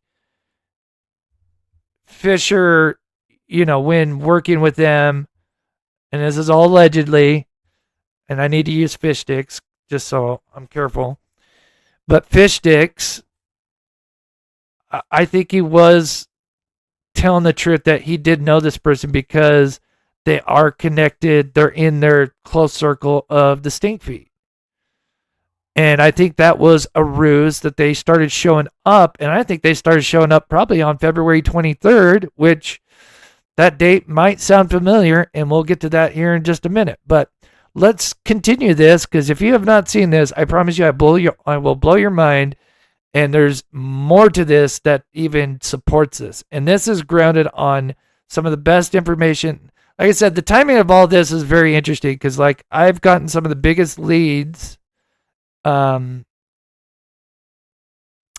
source information that, I mean, we kind of speculated on and kind of figured it was kind of centered around this thing, but now it just confirms it. So let's go full screen real quick, and I promise this will be interesting. So here we are. Sorry, I'm going to remove this comment for a minute, and then we'll try to read some comments here. And we'll go back to that post about the YouTuber. I'm kind of curious to see what people think of who that person is. So, and she just oops. Maybe I should save this for after, but remember that February 23rd? Yeah. That's no coincidence.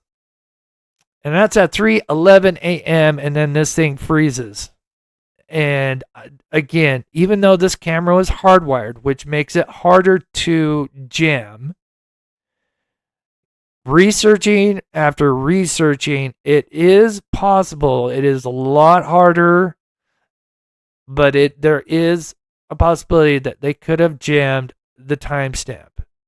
It is no I don't think it is no coincidence that it froze on this time, as if they were doing a dry run, and then on top of that, it started working exactly the day after he went missing. I mean, what are the odds?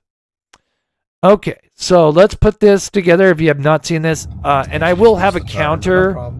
I know you're kind of taking my seconds if you've already seen this kind of on faith, but all these times I didn't just whip up these numbers. These are all literally timed from Silver's drive. Here we go.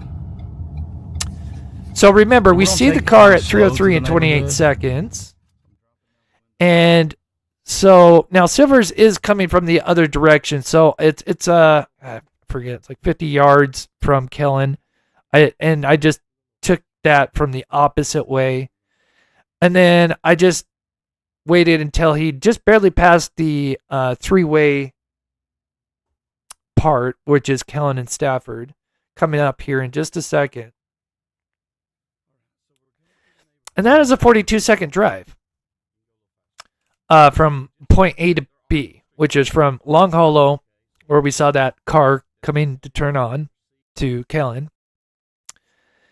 Then I've brought this up before that we discovered. Now, this is where it reveals a huge detail that we just kind of weren't sure about. Notice that subject 1 and 2 are already moving. Now, imagine if we found out that they were already moving before this car got there. You know, remember, we always thought it was kind of like the silver sedan and it let people out, but I don't think that was the case. I think that was just a scout car to alert them. So these people are already out there wandering around before this car actually fully turns onto Stafford, which means they already know this car is coming, which would mean they pre-planned this, probably maybe using walkie-talkies. You could have a staging area at Cemetery, which is only 400 yards. Even the cheapest walkie-talkies can go up to a mile. And that's well beyond, I forget the yardage of a mile, but well over 400. Notice we see the trim of the truck all of a sudden begin to kick on. And that is because the car that turned on to the second car, the actual car that moves, not Sebastian, but something else. And so the car would kick off its headlights, but still would turn on to, which you just missed the intersection, but I just kind of timed it after he went. And so we take that timestamp from 42 seconds and put it at 3:04 and 10 seconds as when the motion light kicks on. And that's when the car kicks on and it alerts the motion light. So I don't think they realized when the car was turning on to Stafford, and if you're not know where I'm talking about, this is when I have the video, I'll have a little bit more. But the car is turning here, right? Because it's going to need to do a 3-point turn to be able to go back down Kellen. originally thought that silver sedan was the sole car that was involved, and then eventually turned on to Stafford, but that made no sense. Like, if you're letting people out here, you're stopping and letting people out, why would you need to go to Stafford and then do a 3-point turn to come back on? It didn't quite fully make sense. But now, if we got another car that has to come up Killen, and then obviously they're not going to want to turn it into a driveway, and we know after 3 a.m. until 3:30, somewhere above this point, I'm not going to say which camera, there is no activity on Killen Lane that is captured after 3 a.m. After a certain area up here. So that tells us that this car that's coming up, does not ever go up Killen and is going to do a 3-point turn. But I don't think they anticipated that even though they had their lights off, that they would set off the motion sensor of the home. And that was big. Yes, Beth, for you, if you have not heard this scenario, I guess I should have gave some context before. I will here in just a second when we get to the exchange. And this will make sense. So notice, when we get the leaked clips, not the Nick Barris, but the leaked clips on Facebook, the first clip starts out kind of in the middle of the Nick Barris video. And you could see that, Nick Barris' video was zoomed in right here, and we could see kind of the trim of this car and the floodlights and the subjects. And notice, just at the beginning of this video, it kicks on. So that tells us the car had turned on. We just can't see it because it's got its lights off. I don't think they were anticipating the motion light going off.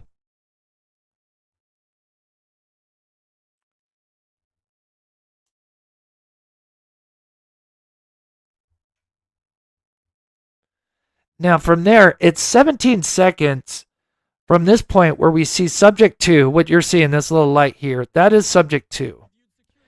And there's 17 seconds of it running. Now this is where the next clip we get is the car's going to turn on. And if you notice, now the motion light is off. And if you had bought a motion sensor and you just had it at a default setting, it's typically 2 minutes. I think it's like 1.5 minute to 2 minutes. And of course you can crank it up longer. I think it was on for the 2-minute default. And this is where subject 2 would have walked up to the vehicle.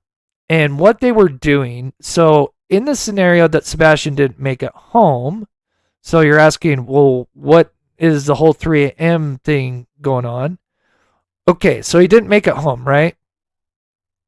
I need to go back. We're at 42 and 44 seconds.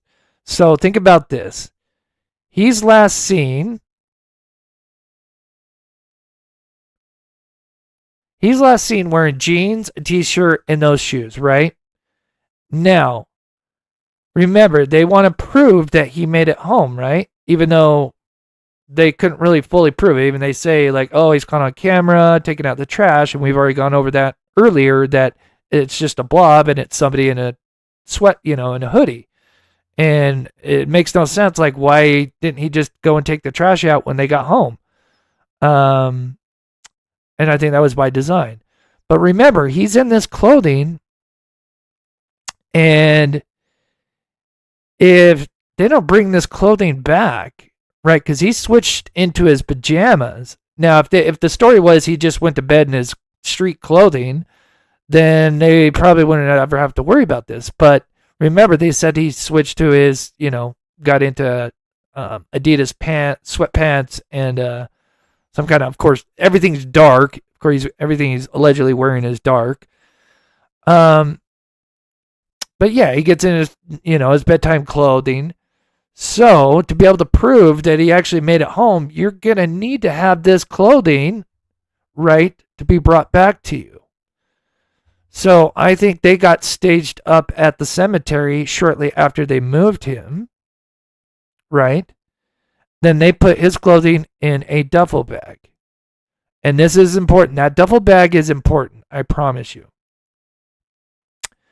So hopefully that makes sense. So what they're doing is they are So I believe subject 1 is Carly, because he's that person. Subject 1's already always where subject 2 had already started, and this would be, if we did a daylight version, it would be towards his side of the yard.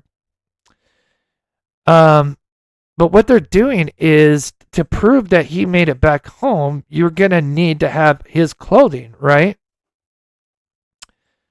Especially since you tell a story that he switched into pajamas, whatever, nighttime.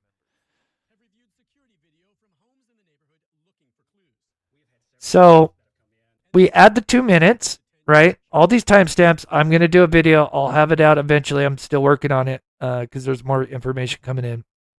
So we add the 2 minutes and the 4 seconds that we're going to see here, which is the car turning on its lights, and it's turning on its fog lights. It's not headlights. That's why it looks weird. It's the crown of the road. So what you're looking at is the crown of the road right there. Look how straight it is. It is like perfectly straight. And we know headlights don't do that, right? But because it's the crown of the road, which is maybe like 2 feet wide, maybe a foot wide, I'm not sure. Over a foot wide. It's only capturing the crown of the road because that's the high point. And it's fog lights, so it's low to the ground, and then there's divots here we've already gone over. And we can see the tail light. Now, KK has to allegedly come up to that vehicle and after crossing over, use this lower end storm drain ditch to, which is smart, kind of conceal her body, whatever, but get to the car, which is close to the ditch. And instead of our original theory of moving Sebastian to the vehicle, she is going to grab the clothing that he was wearing, because you have to prove that he made it back, right? Because his shoes were there, right? So no matter what, we know, like, those shoes that he was wearing at Texas Roadhouse, they made it back to the home. So, and that was by design. But I think they overthought this. But this is where the duffel bag comes into play.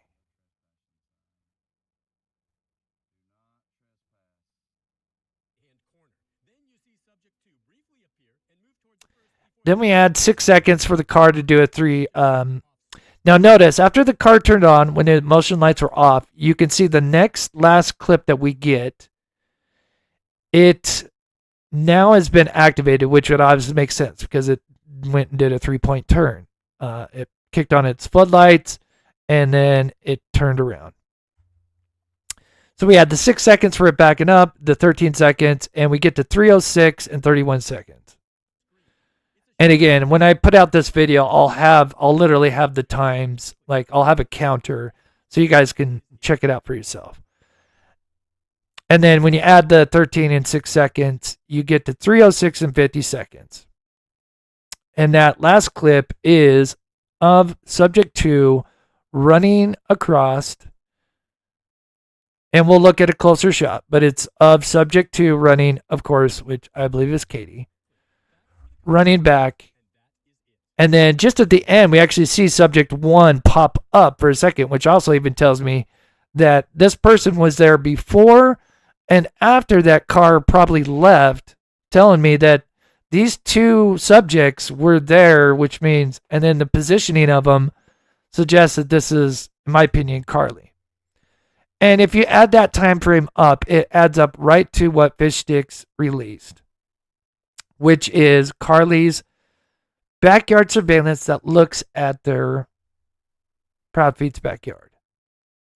And again, I could add and take a second away from a multitude of some of those parts, and it would add up nearly the same.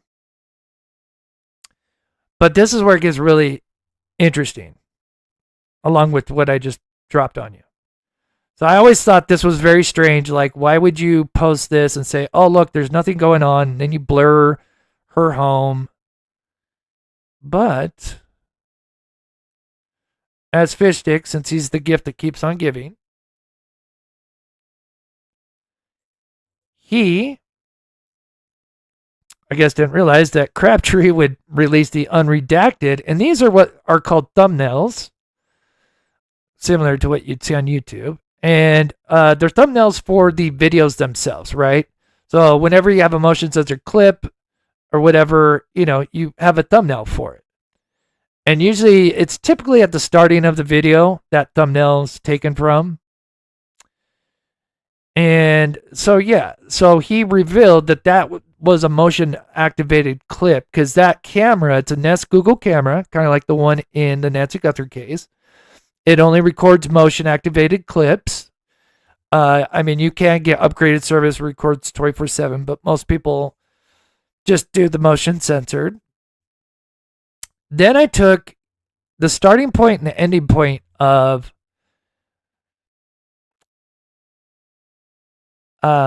subject 2. And what did this capture on the camera? And this leads into the duffel bag. So the first time we see subject 2 and we're going to use our anchor, the floodlights, as an anchor. And so that's a static point. And we keep that the same size. And then we look at the last time when they're running back and look at the difference of how much the distance of when they revealed their flashlight or whatever headlamp versus the starting to when they ran back. And you're going to see a big difference. And this is where I think she made, when you're in a hurry and you're trying to pull off this big plan, you're going to trip up. And you're going to look at the difference. Here's the two, and they're completely the same size, the floodlights. And notice when she was running back, she went much further with her light on. At that point, with the light on, that actually ends up, and it kind of sucks at this, but remember, so the camera is here. And back up a little bit. So the camera is, pointing this way, and they're running back this way, right? Now, it looked like they started to have their light on just before the ditch, which would make sense. That's probably when they kick on the light. But it seems when they went back, they went much further. And they likely, in my opinion, and this will be backed up with another source, that when they did that, they accidentally set off this camera. And that's the edge of their home. And to the left here is that gap. And I think what's on this camera is some kind of light source running across. This is also backed up that this home right here actually had a camera too. Sorry, and then I'll pause it and I'll read chat here. This house actually did have a camera. And if you guys remember, now again, I know a lot of you guys have heard this before, but there's even more than this. If you guys remember, you heard a story about somebody getting something on a camera that showed a person like carrying something over their shoulder. I don't know if I'm going to see how many people are in here. Oh, darn it.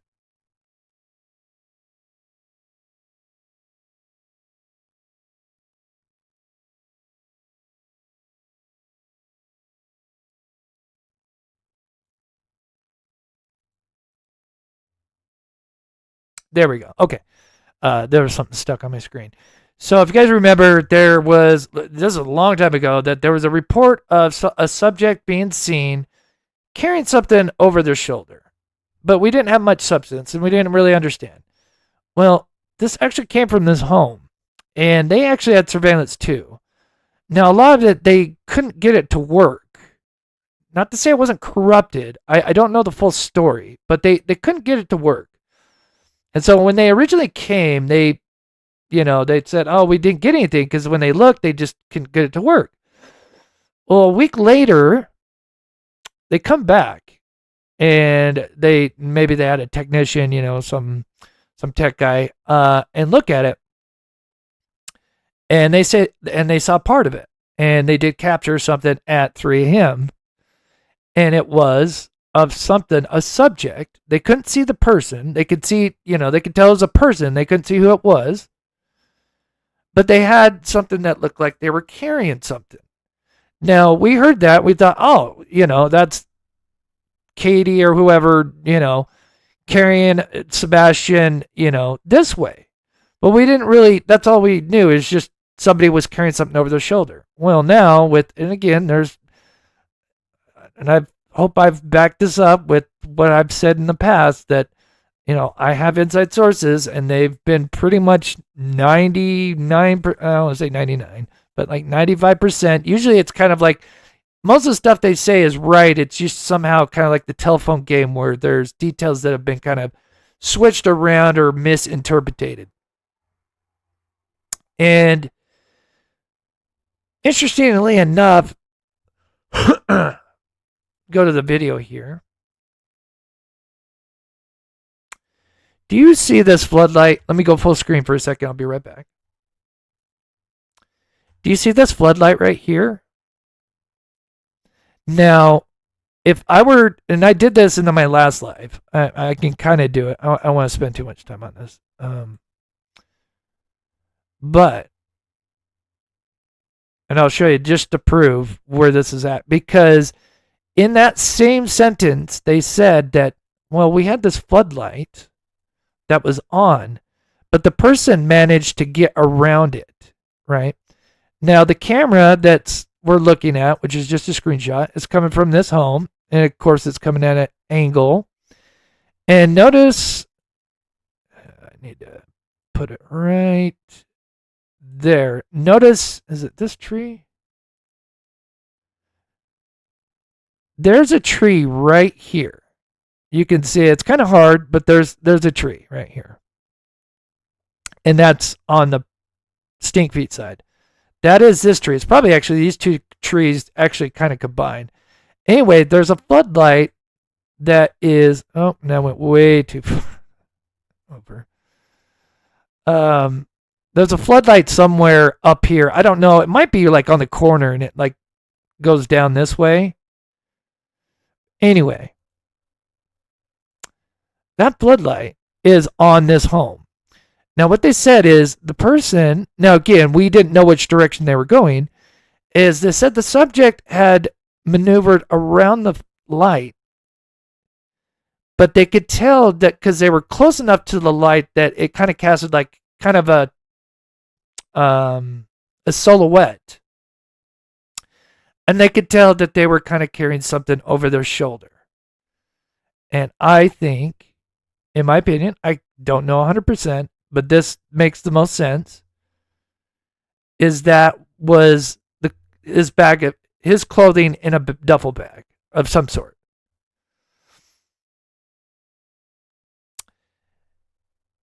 And that is pretty wild. And then that tells us that KK actually used the front door, and that's why the porch light was off.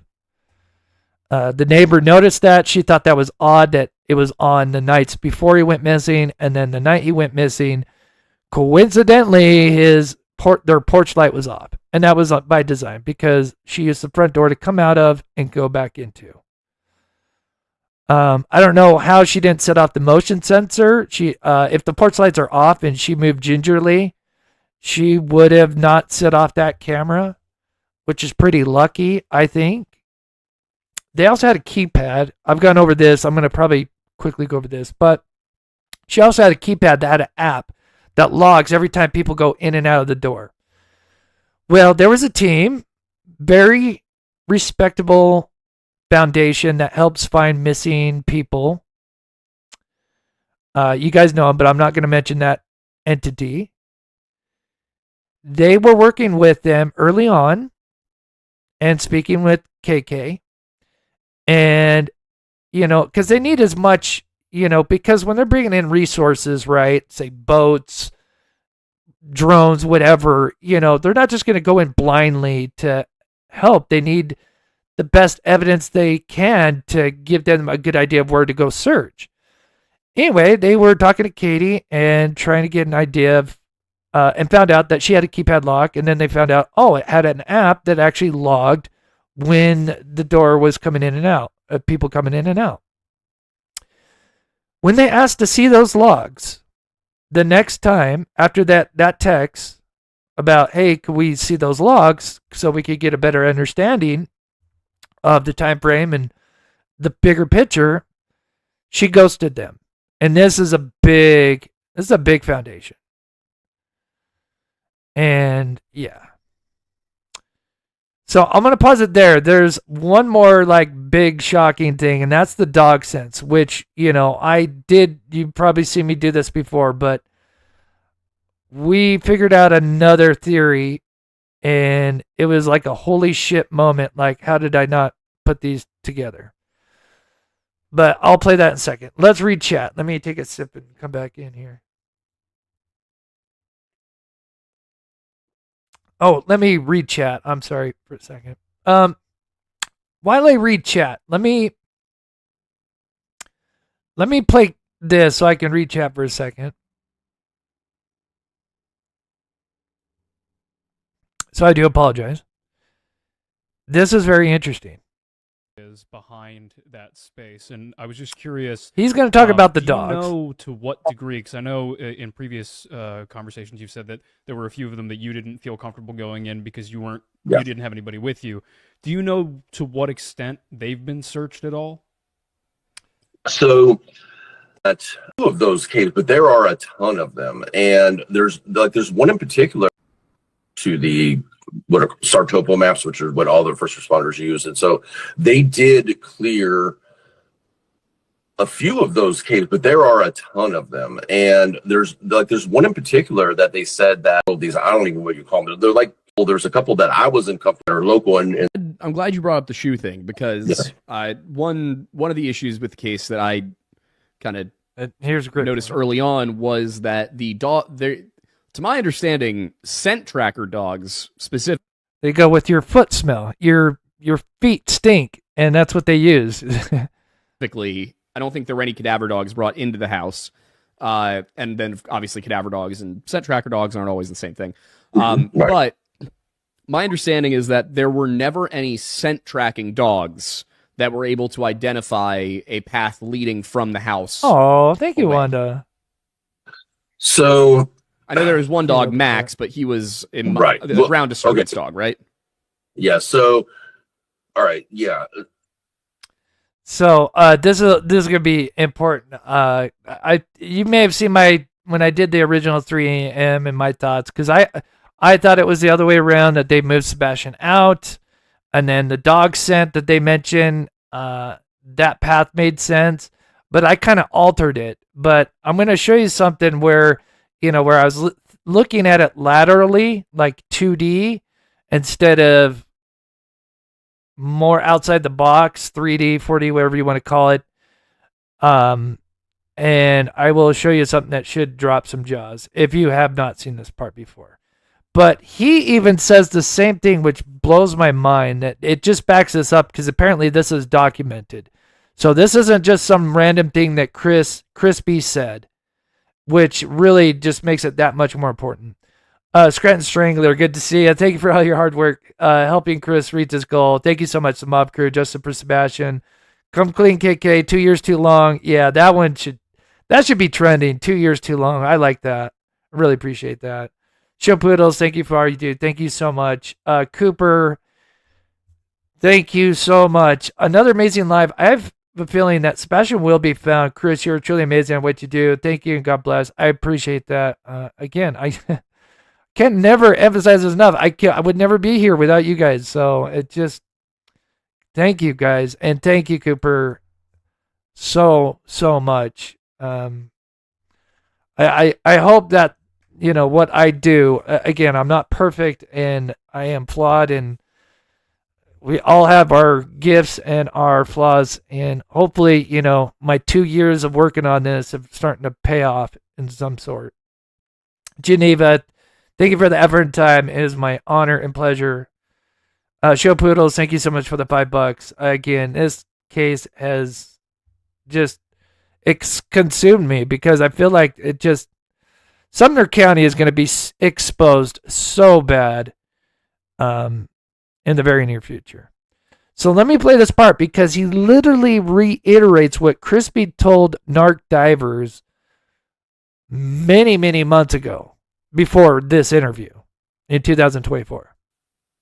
There's a couple conflicting stories about that. And I'll be honest with you, I don't know 100% what the real one is. I'll tell you as I understand it. So originally I heard it like everybody else heard it, that Max, because from the dispatch audio, Max's handler, he's on scene, and then all of a sudden Max is on set and Max is in the retention pond, right? Mm-hmm. So, and then we had heard that, and I do know that there were a few dogs, and now these were scent specific dogs. Mm-hmm. So Max is not scent specific. Max is a he'll pick even air scent dog, so he'll pick up anybody. He's just looking for the strongest scent. Now, scent specific meaning they have taken a scent article from Sebastian, so a trained handler will go in there with a paper bag and collect a scent article, usually a pillowcase or underwear or socks or something, and then they'll scent the dog, and then the dog will be dozed down and as opposed to up in the air like an air scent, and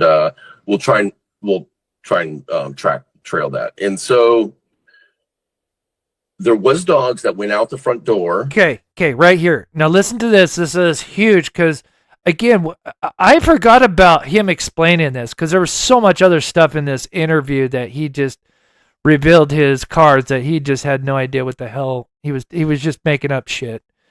And we've shown so many facets of this. And I've really never focused much on the docs because it's just been a nightmare. But I completely forgot because, this is like a 2-hour interview, something like that, hour and a half. It's a pretty long interview. And I completely forgot because, again, Crispy was the only one that said this particular, and this is a particular dog that did it. Well, actually, dogs, plural, according to Chris. And I'm not sure, maybe he even addresses this, but we know at least one dog. And this is so huge because I'm going to show you guys how, if you look at it in a different light, backwards, it completely explains why the dogs are doing what they're doing. To the left. Okay, let me back that up just a titch. I'm sorry. So he's going to say, just so for reference, maybe, can I play this while he's talking? Yeah. So you don't have to look at his wonderful face. Piece of duck. Yeah. Anyway. Keep in mind, when he says left, he means when it's coming out of the house. Right? Because remember, Crispy said when you're looking at the house, it's at the right. Okay, this is about a particular scent dog. This is important. Or something, and then they'll scent the dog, and then the dog will, be dozed down and as opposed to up in the air like an air scent, and we'll try and trail that. And so there was dogs that went out the front door to the left. Along the fence line. There's a fence line right here. Would be, along their fence line, but there's a house over there, and then back up the fence line, kind of like it was coming back, and then cuts across the neighbor's yard where there's no fence. So, yep. From that point, now, and that is exactly what Crispy said, right? And that was huge. And if you don't know where he means after the dogs. So they come out of the house with some kind of scent article. Huge, right? Huge. Can't emphasize that enough. They go down the fence line, because there's a fence line right there, once you get to the backyard part, right? Then they double back. Then from there, just as they get to the kind of the front of the house, and he says in here, and I paused it, but in just a minute, he's going to say like this is on camera. They bolt, or not bolt, but they go diagonal Now, I always used it to where they kind of cut out to Kellen here, but he says like they just went diagonal all the way out to Stafford to here. That is so huge, and I'm sure you kind of are starting to get where I'm going with this. That's what that's what was visualized of the canines doing. Okay, so you can assume that's what they're doing. Now, from there, once they're out of eyesight. So, and when he says eyesight, because obviously you're not going to let your dog, I mean, there's a handler, so I'm assuming this is like part of this was caught on camera, which it would be interesting to really see. We don't know, but we thought that they went up Kellen and also tracked to the retention pond. Mm-hmm. However, in the last month, things have changed as far as that. Yeah, they went up Kellen, they went down Stafford, or they went south, they went north. You know, they branched off. It goes because I've got all the surveillance footage. I can see 20 for full. These are not like detection cameras. These were 24-hour rolling cameras. So I can see everything goes on. Now Max is driven up in an SUV to the construction site, and then he gets out. He actually goes to one of the neighbors' yards for a second, and then they're just kind of like working around. He does end up on the other end over the retention pond. Then about 2 p.m., the first bloodhound, which is okay. So now I'm gonna show you guys, and I've shown this before. So this was the other subdivision. Okay. And of course, you guys remember Chris said the same exact thing. And that is the direction which. Wait, right here. And this was told months ago with. Oh, let me go full screen. I'm sorry. With narc divers when they came in. And then it cuts diagonally to the house next door to us through their backyard. And that is the direction which the dogs take off. Now, after that, that's where they get over to the main road, go up Kellen, and head over to the other subdivision. Okay. But now, and some of you guys have seen this before, but to me, I think this is huge. But if you haven't, think about it in a backwards way, what these dogs were doing. Because Chris also says, and I think even in the interview with Fish Sticks, I think he does allude to it as well, that the dogs, once they got to Kellen, they kind of branched off. Some were going up Kellen and some were going down to Stafford, right? So remember, the dog goes up, back, and then they cut diagonal. And Chris, in his interview, he says that there was multiple dogs that did this diagonal trace, right? And sorry, I had this animation way too slow. So, you know, we originally, when we thought Sebastian was being carried out, this kind of made sense. And then he got put in a car, even though I kind of cut it over here because we thought, you know, the car kind of was sitting there. I think there's kind of a miscommunication, and we kind of have some theories on that. But anyway, yeah, I have the animation. But then when they get to this, the dogs start going, you know, got 3 dogs that go up Kellen. He says like 2 dogs go south of Kellen, right? So clearly, right here, the dogs get lost, right? So what does that tell us? And if we look at the dogs going the other way, so here's the light path, right? And now remember, so this would be his. Remember, so this is allegedly KK, right? Car shows up. Now they have his clothing, which he was just in, right? So it has his scent.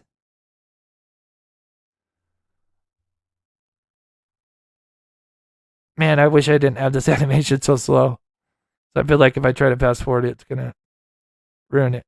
So that duffel bag, all of a sudden, Sebastian's scent starts at that diagonal spot, and Katie's bringing that scent back, and this is the part where there's a floodlight that the person avoids, so they take the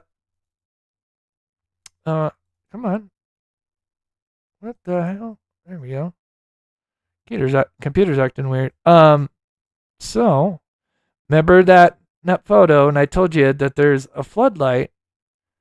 That's I think it's maybe like cutting down or something like this. And anyway, they avoid the floodlight and go kind of around it. And again, remembering they kept the light on longer than they should have, which triggered the camera from the neighbor behind. And anyway, so they're carrying his scent. And what do you know? If we were to You're just looking at my house. Okay. It's going to be the right yard next door. We just take the dogs and work backwards. 3 dogs. Okay. And I'm pretty sure that was the bloodhound and the blue team. From what I was told, that's why I was like, well, there you go, folks. There we go, folks. That's why out of all the dogs, dogs are running all over the place. That do that. Right. Yeah. But you guys see what I'm putting at? It's just backward. We just kind of had it backwards. The dogs are picking up his scent, and then when I think there's a reason they went diagonal, and then they got to Stafford, and then they're just like they're lost. They're like they don't know where to go, so they're going up Kellen. And Chris even says, and I just said this before, dogs went up north and went south.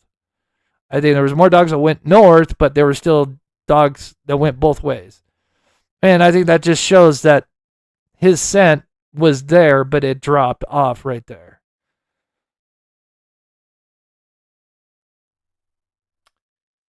Were the neighbors who lived on the corner? I don't know. To be honest with you, they're selling their home, as a matter of fact.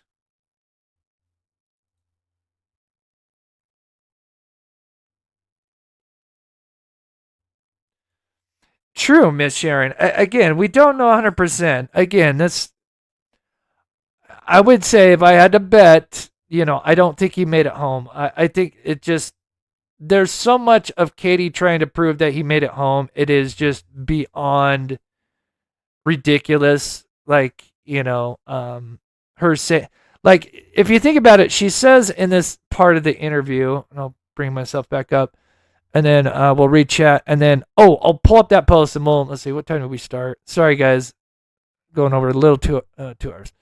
We pull up, yes, this right here. Think about what she's implying, right? So here's her being questioned by Heather Cohen. This is like a month after Sebastian went missing. And this is Heather, who was hired by Seth. And she's just trying to get a timeline from them, the stink feet. Of course, they're being very defensive and giving, vague answers. But here is what she says. Now, think about this, about what she's trying to imply about Seth. Minutes, and that was about what time was that? Don't know exactly off the top of our head. Well, I know you told him to go to bed at about 9, right? Mm-hmm. And how much time was between the trash and going to bed? A couple hours. Okay.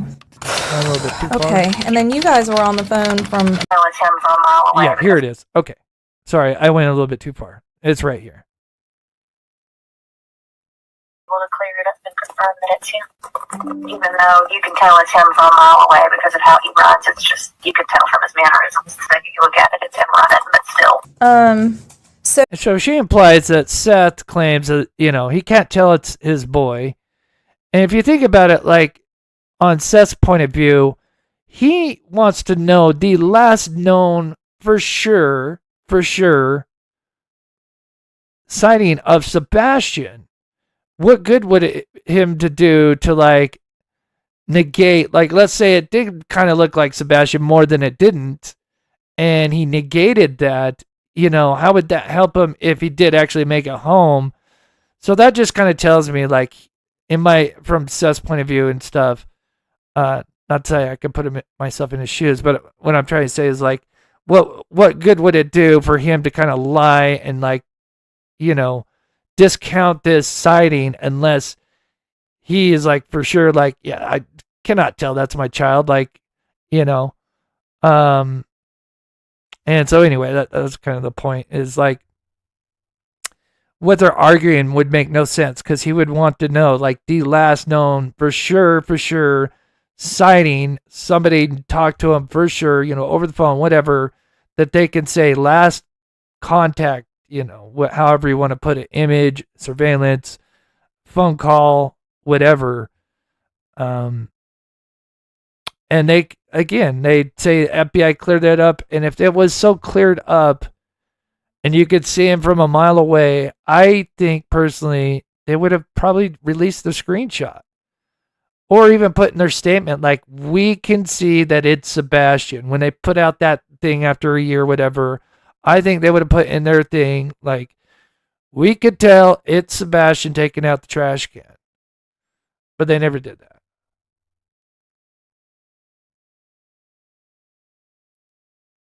Oh, me and you, I know. You could break this down, because, again, they literally, whenever they're asked about a lot of this stuff, they say like, oh, well, we just watched a video and there's timestamps, but yet we don't know the exact time, even though they just looked at the video, which would have timestamps, and all the other things, like the Life 360 says, oh, I'm not sure exactly when we got home, but yet this is all based on their Life 360 data and stuff, and recording or whatever.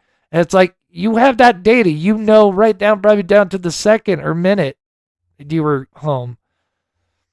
But yet you're told not to say the time stat or time frames. That's just too fishy. All right. Before, let's see what I got.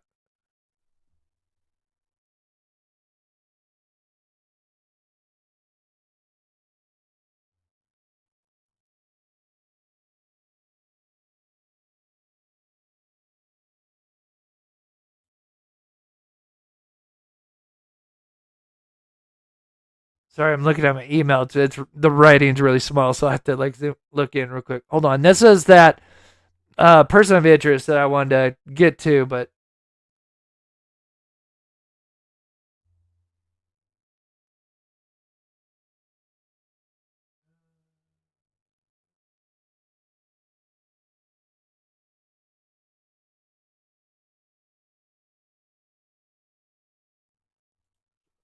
what's the other one?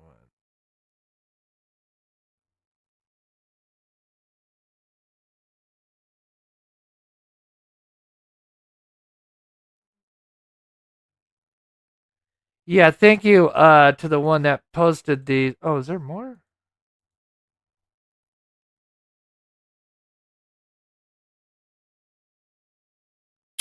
Oh, I see. Oh, I see.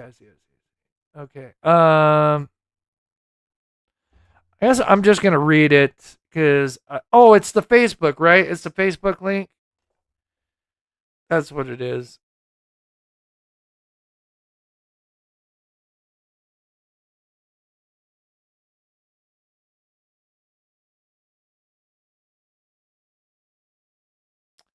"9 hours ago."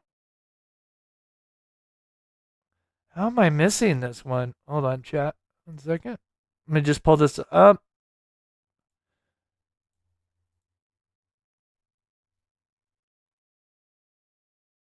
Already said YouTubers. What in the world?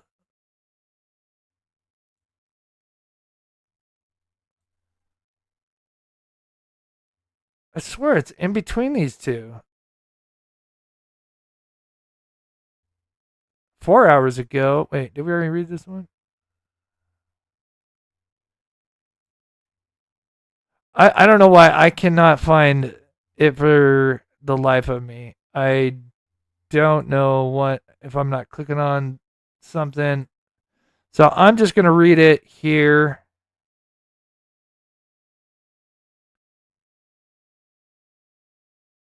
Hours ago, that would have been this one right here, wouldn't it have been? The hell am I missing?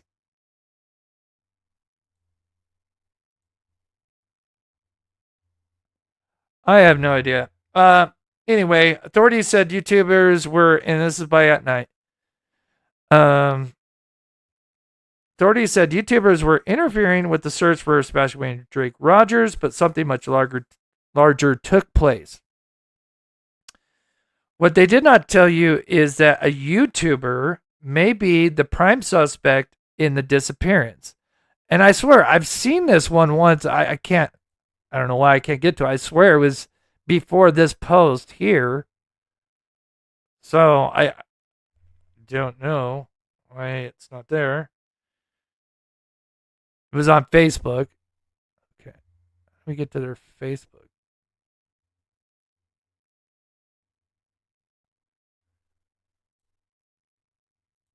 I might find one of their Facebook posts. And it basically says, here we go. At night, Facebook. Okay.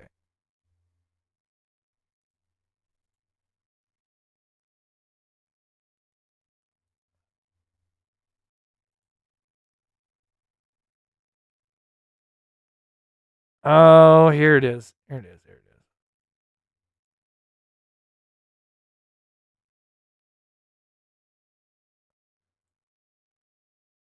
is. Is it?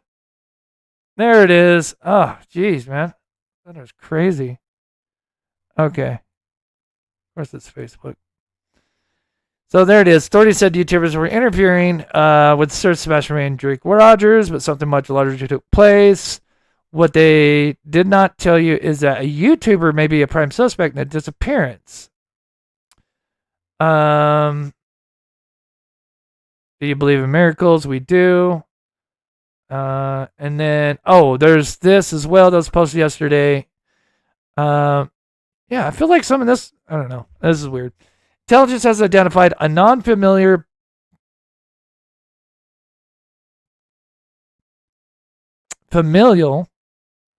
person of interest, so non-related bloodline, person of interest in the disappearance of Sebastian Randy Drake Rogers. And then shortly after they put YouTuber, which I would assume maybe could be the same person. And then I don't know if this relates to this, the 2 years you've been on the run. I think this is more implied to KK and Crispy. But yeah, let me know in the chat who you guys think the YouTuber is, because I really don't know, like, the interfering. Let me go back to, how was that read?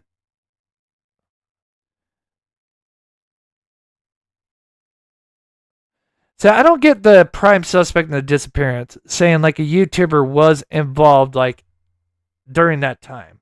I think there was definitely YouTubers, possibly plural, that definitely had a hand, and more than just YouTubers, in interfering for sure, and probably had evidence that they did not turn over to the proper authorities, which again, I don't know is against the law or not. So anyway, and then they kind of mention a male that this person, and I think is relating to the YouTuber, is a male. So I have one person in mind. I don't want to mention it because it's like, I don't know. Starts with the C. Oh, I guess that could lead to a lot of people. I don't want to say the initials. But yeah, I find that interesting. But for a YouTuber to actually be like involved from the beginning, not to say it's not possible, but man, that would be pretty wicked. Lori Jones says, "You are awesome, Chris. You will figure this out. Be safe out there." Thank you so much. I appreciate that. We're definitely doing some stuff behind the scenes. I mean, that's no secret.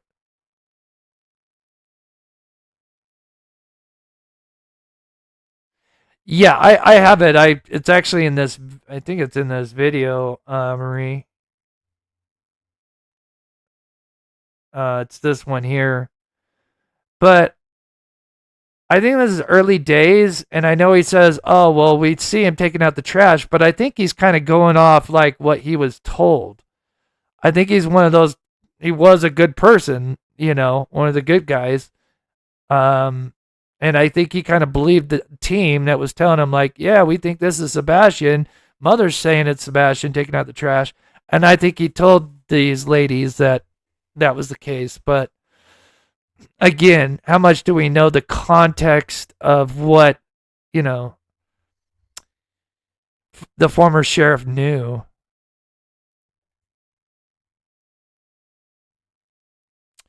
Why the earplugs in the car is so if you got a burner phone, right, handed to you, and you got another car that's already coming, and again, we're going to get the footage, so we'll be able to kind of look at that time frame.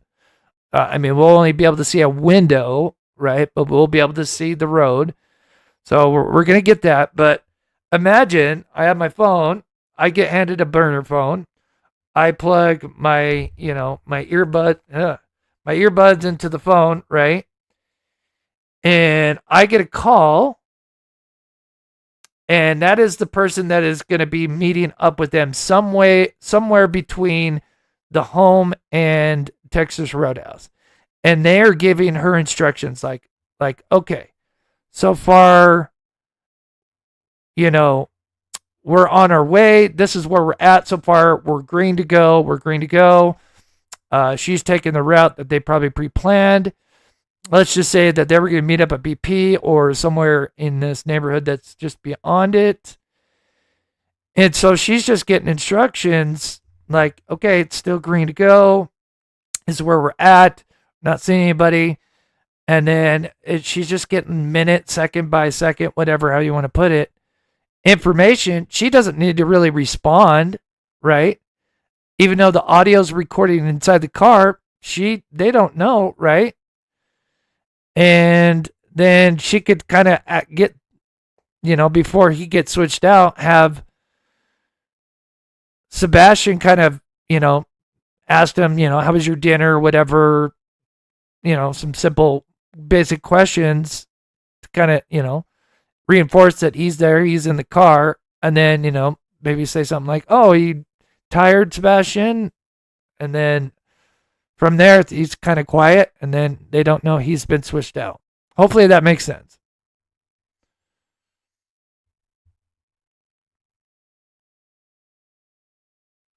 Yeah, I'm sorry. Yeah, it's on Facebook. Yeah.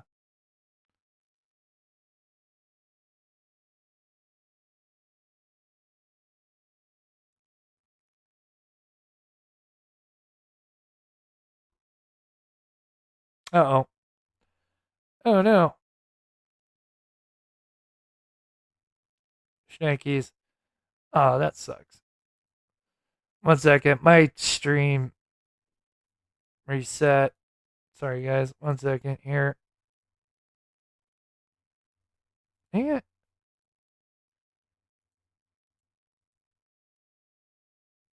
Okay. I'll try to answer a few more things and then finish up here. I do apologize going longer than I anticipated. But I am going to try to get that footage for that 620 to 628 along Hollow. So we'll look into that.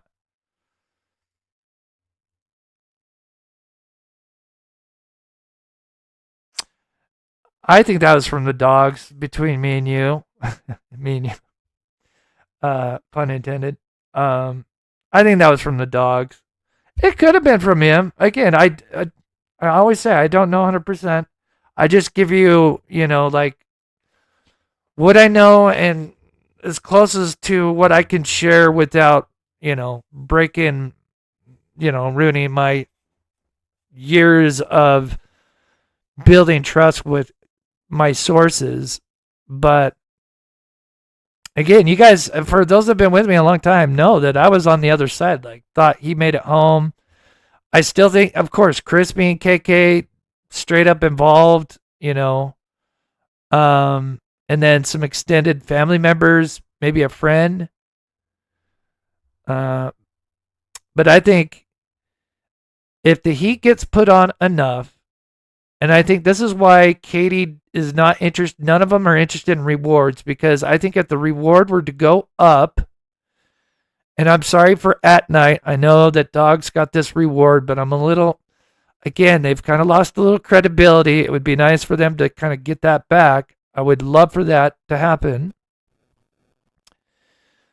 But if they did have a legit bigger reward, you know, I think, and if you have 3 or more people involved that extend out from KK and Crispy, I think you could, and pressure kind of starts to get put on the case, I think you could get one of them to snap, you know, give a little bit of information, and then the dominoes fall.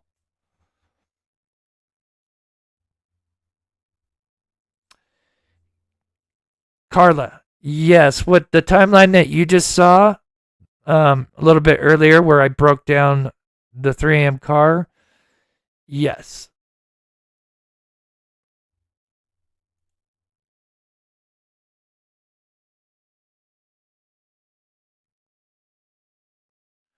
Yeah, Shack Lady. Yeah, that is interesting. Yeah, we don't know what they may or may not have thrown away, for sure. But that is interesting that they did went and do the landfill.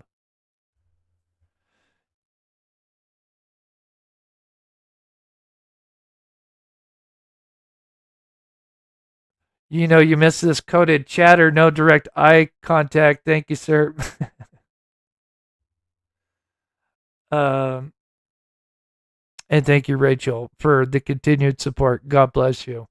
I'm sorry, when I get on kind of a storytelling thing, especially I can tell there's a lot of people that haven't been here, so I'm trying to like get through all this.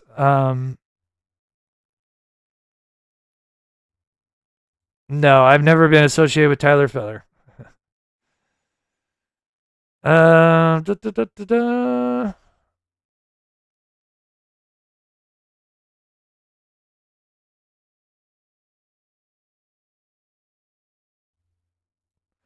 Yeah. Yeah, Terry, allegedly. Yeah, yeah, it's weird that they brought that up. Crabtree or Melissa. Crabtree, yeah. Here's the thing. I knew him before. This is where I'm a little confused. Like how they say like a YouTuber, and maybe they worded this wrong.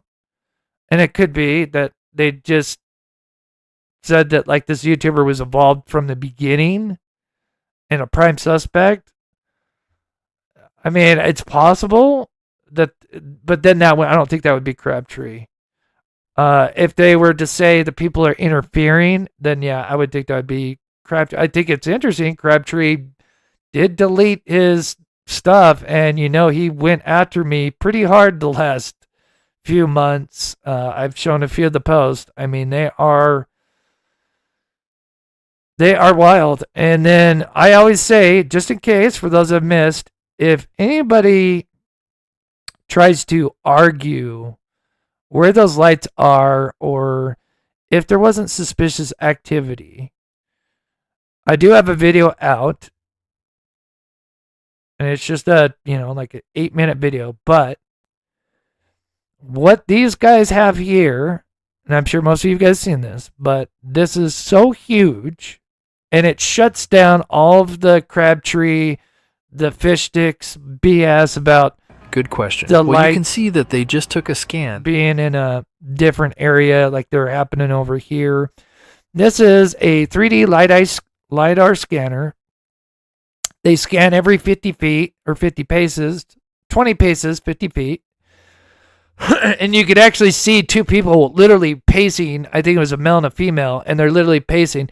And they're literally going north to south. And they're literally walking. They're in the backyard of the stink feet. And that is because, and I'm not going to dive into it. It is very fascinating if you haven't heard about it. Is they mapped that out, and that was all for this video. It was all done for this video. And then they can get the height and the length and the distance of these lights. There's so much, like the avenues in And then, of course, as technology gets better, AI, it just, they can learn so much. And we've delved into it, so I don't want to dive too much into that. But anyway, long story short, a lot of at-night posts. I don't think this is a coincidence. We may see more posts coming soon. Again, I'm not saying I know anything. I'm just kind of, it's a gut feeling. And I do think this year could be the year that just this case breaks open. I really do. I think this year could be it. And it would be nice for At Night to get some credibility back, especially having Dog's name there. But I will reinforce, yes, there is a team with them that helped them. But again, it's not really Dog, right? It's just extended factions. Oh, Pocahontas, I'll be in Vegas until Friday. Oh, that's awesome. I won't be bonding this week. Oh, thank you for the update. No worries. Till Friday. Woo. Go easy on yourself. Man, it's amazing how fast money can go when you go out to those places. But we'll miss you. I love you guys. Stay safe. Yeah, you stay safe out there as well. God bless. Daisy Love, thank you so much for the continued membership. Okay, looks like I got everything. And I'm sorry if I missed anything. We are the Army.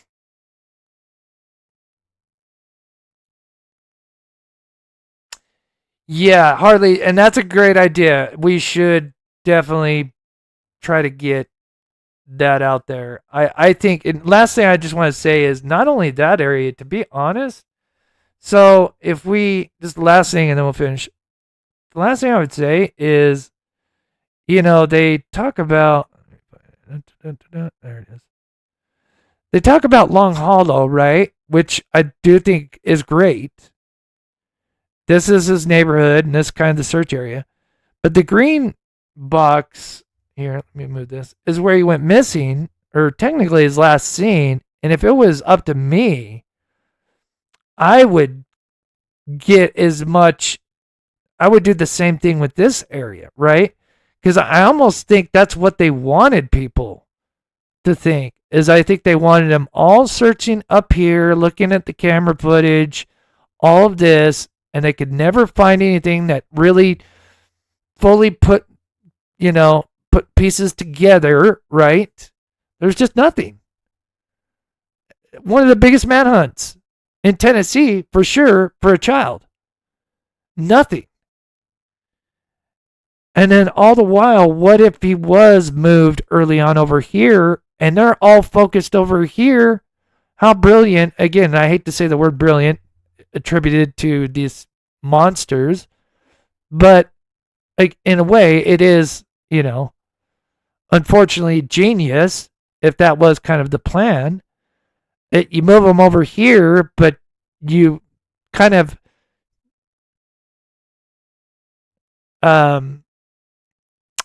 manipulated law enforcement, neighbors, etc., into thinking he made it home. And they are so focused up over here and the cameras that they completely forgot about over here. And and if that is true, then they probably missed out on so much.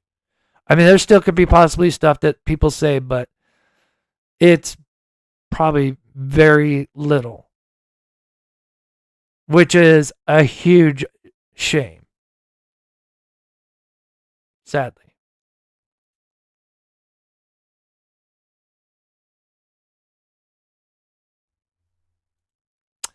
Yeah, that's awesome. Yeah, I'll need to do something as well. But yeah. I think so, Shannon. Definitely the burner phone, I agree. Thank you, officer. I'm sorry, I'm trying to read as many comments. I appreciate that, and honestly, I would just give it to the next missing person case, or yeah, I appreciate that. I would just love to know that I could spend 2 years or whatever plus time doing my part. Again, I am not saying I am going to be the one that solves it, but just to help maybe put some pieces together that help bring the bigger picture, I am fine with that.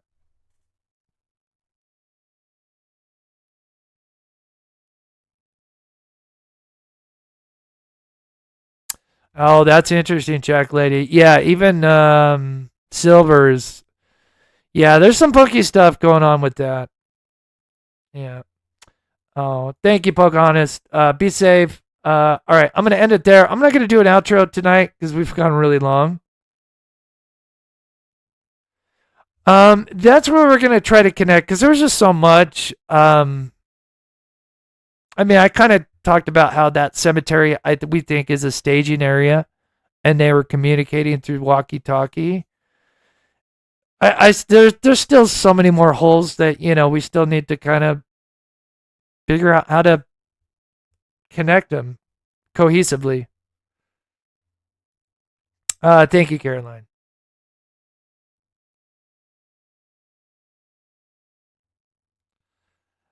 Oh, Sissy, that's so funny you mentioned that. I kind of thought about that. People have mentioned that to me. Like, I've got a gift at security footage. I mean, I've always had a knack for making movies, and what made it like gave me a little bit of a leg up because again, I had basic schooling for video program or video editing, video stuff, but I skateboarded for 12 plus years, and we filmed all the time, and half of that time we filmed at night because we, especially in the early days when they didn't have skate parks for us, and so we had to go trespass onto a school because we didn't have any other place to skateboard really, and so I had a lot of nighttime footage, and so I'm just so used to knowing like what things are flares, lens flares, all that stuff, because I've seen it so much in my live footage. So it's just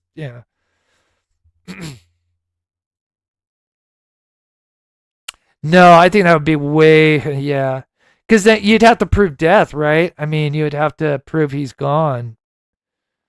So and again, that is kind of out of my league, but the motive was he was a nuisance.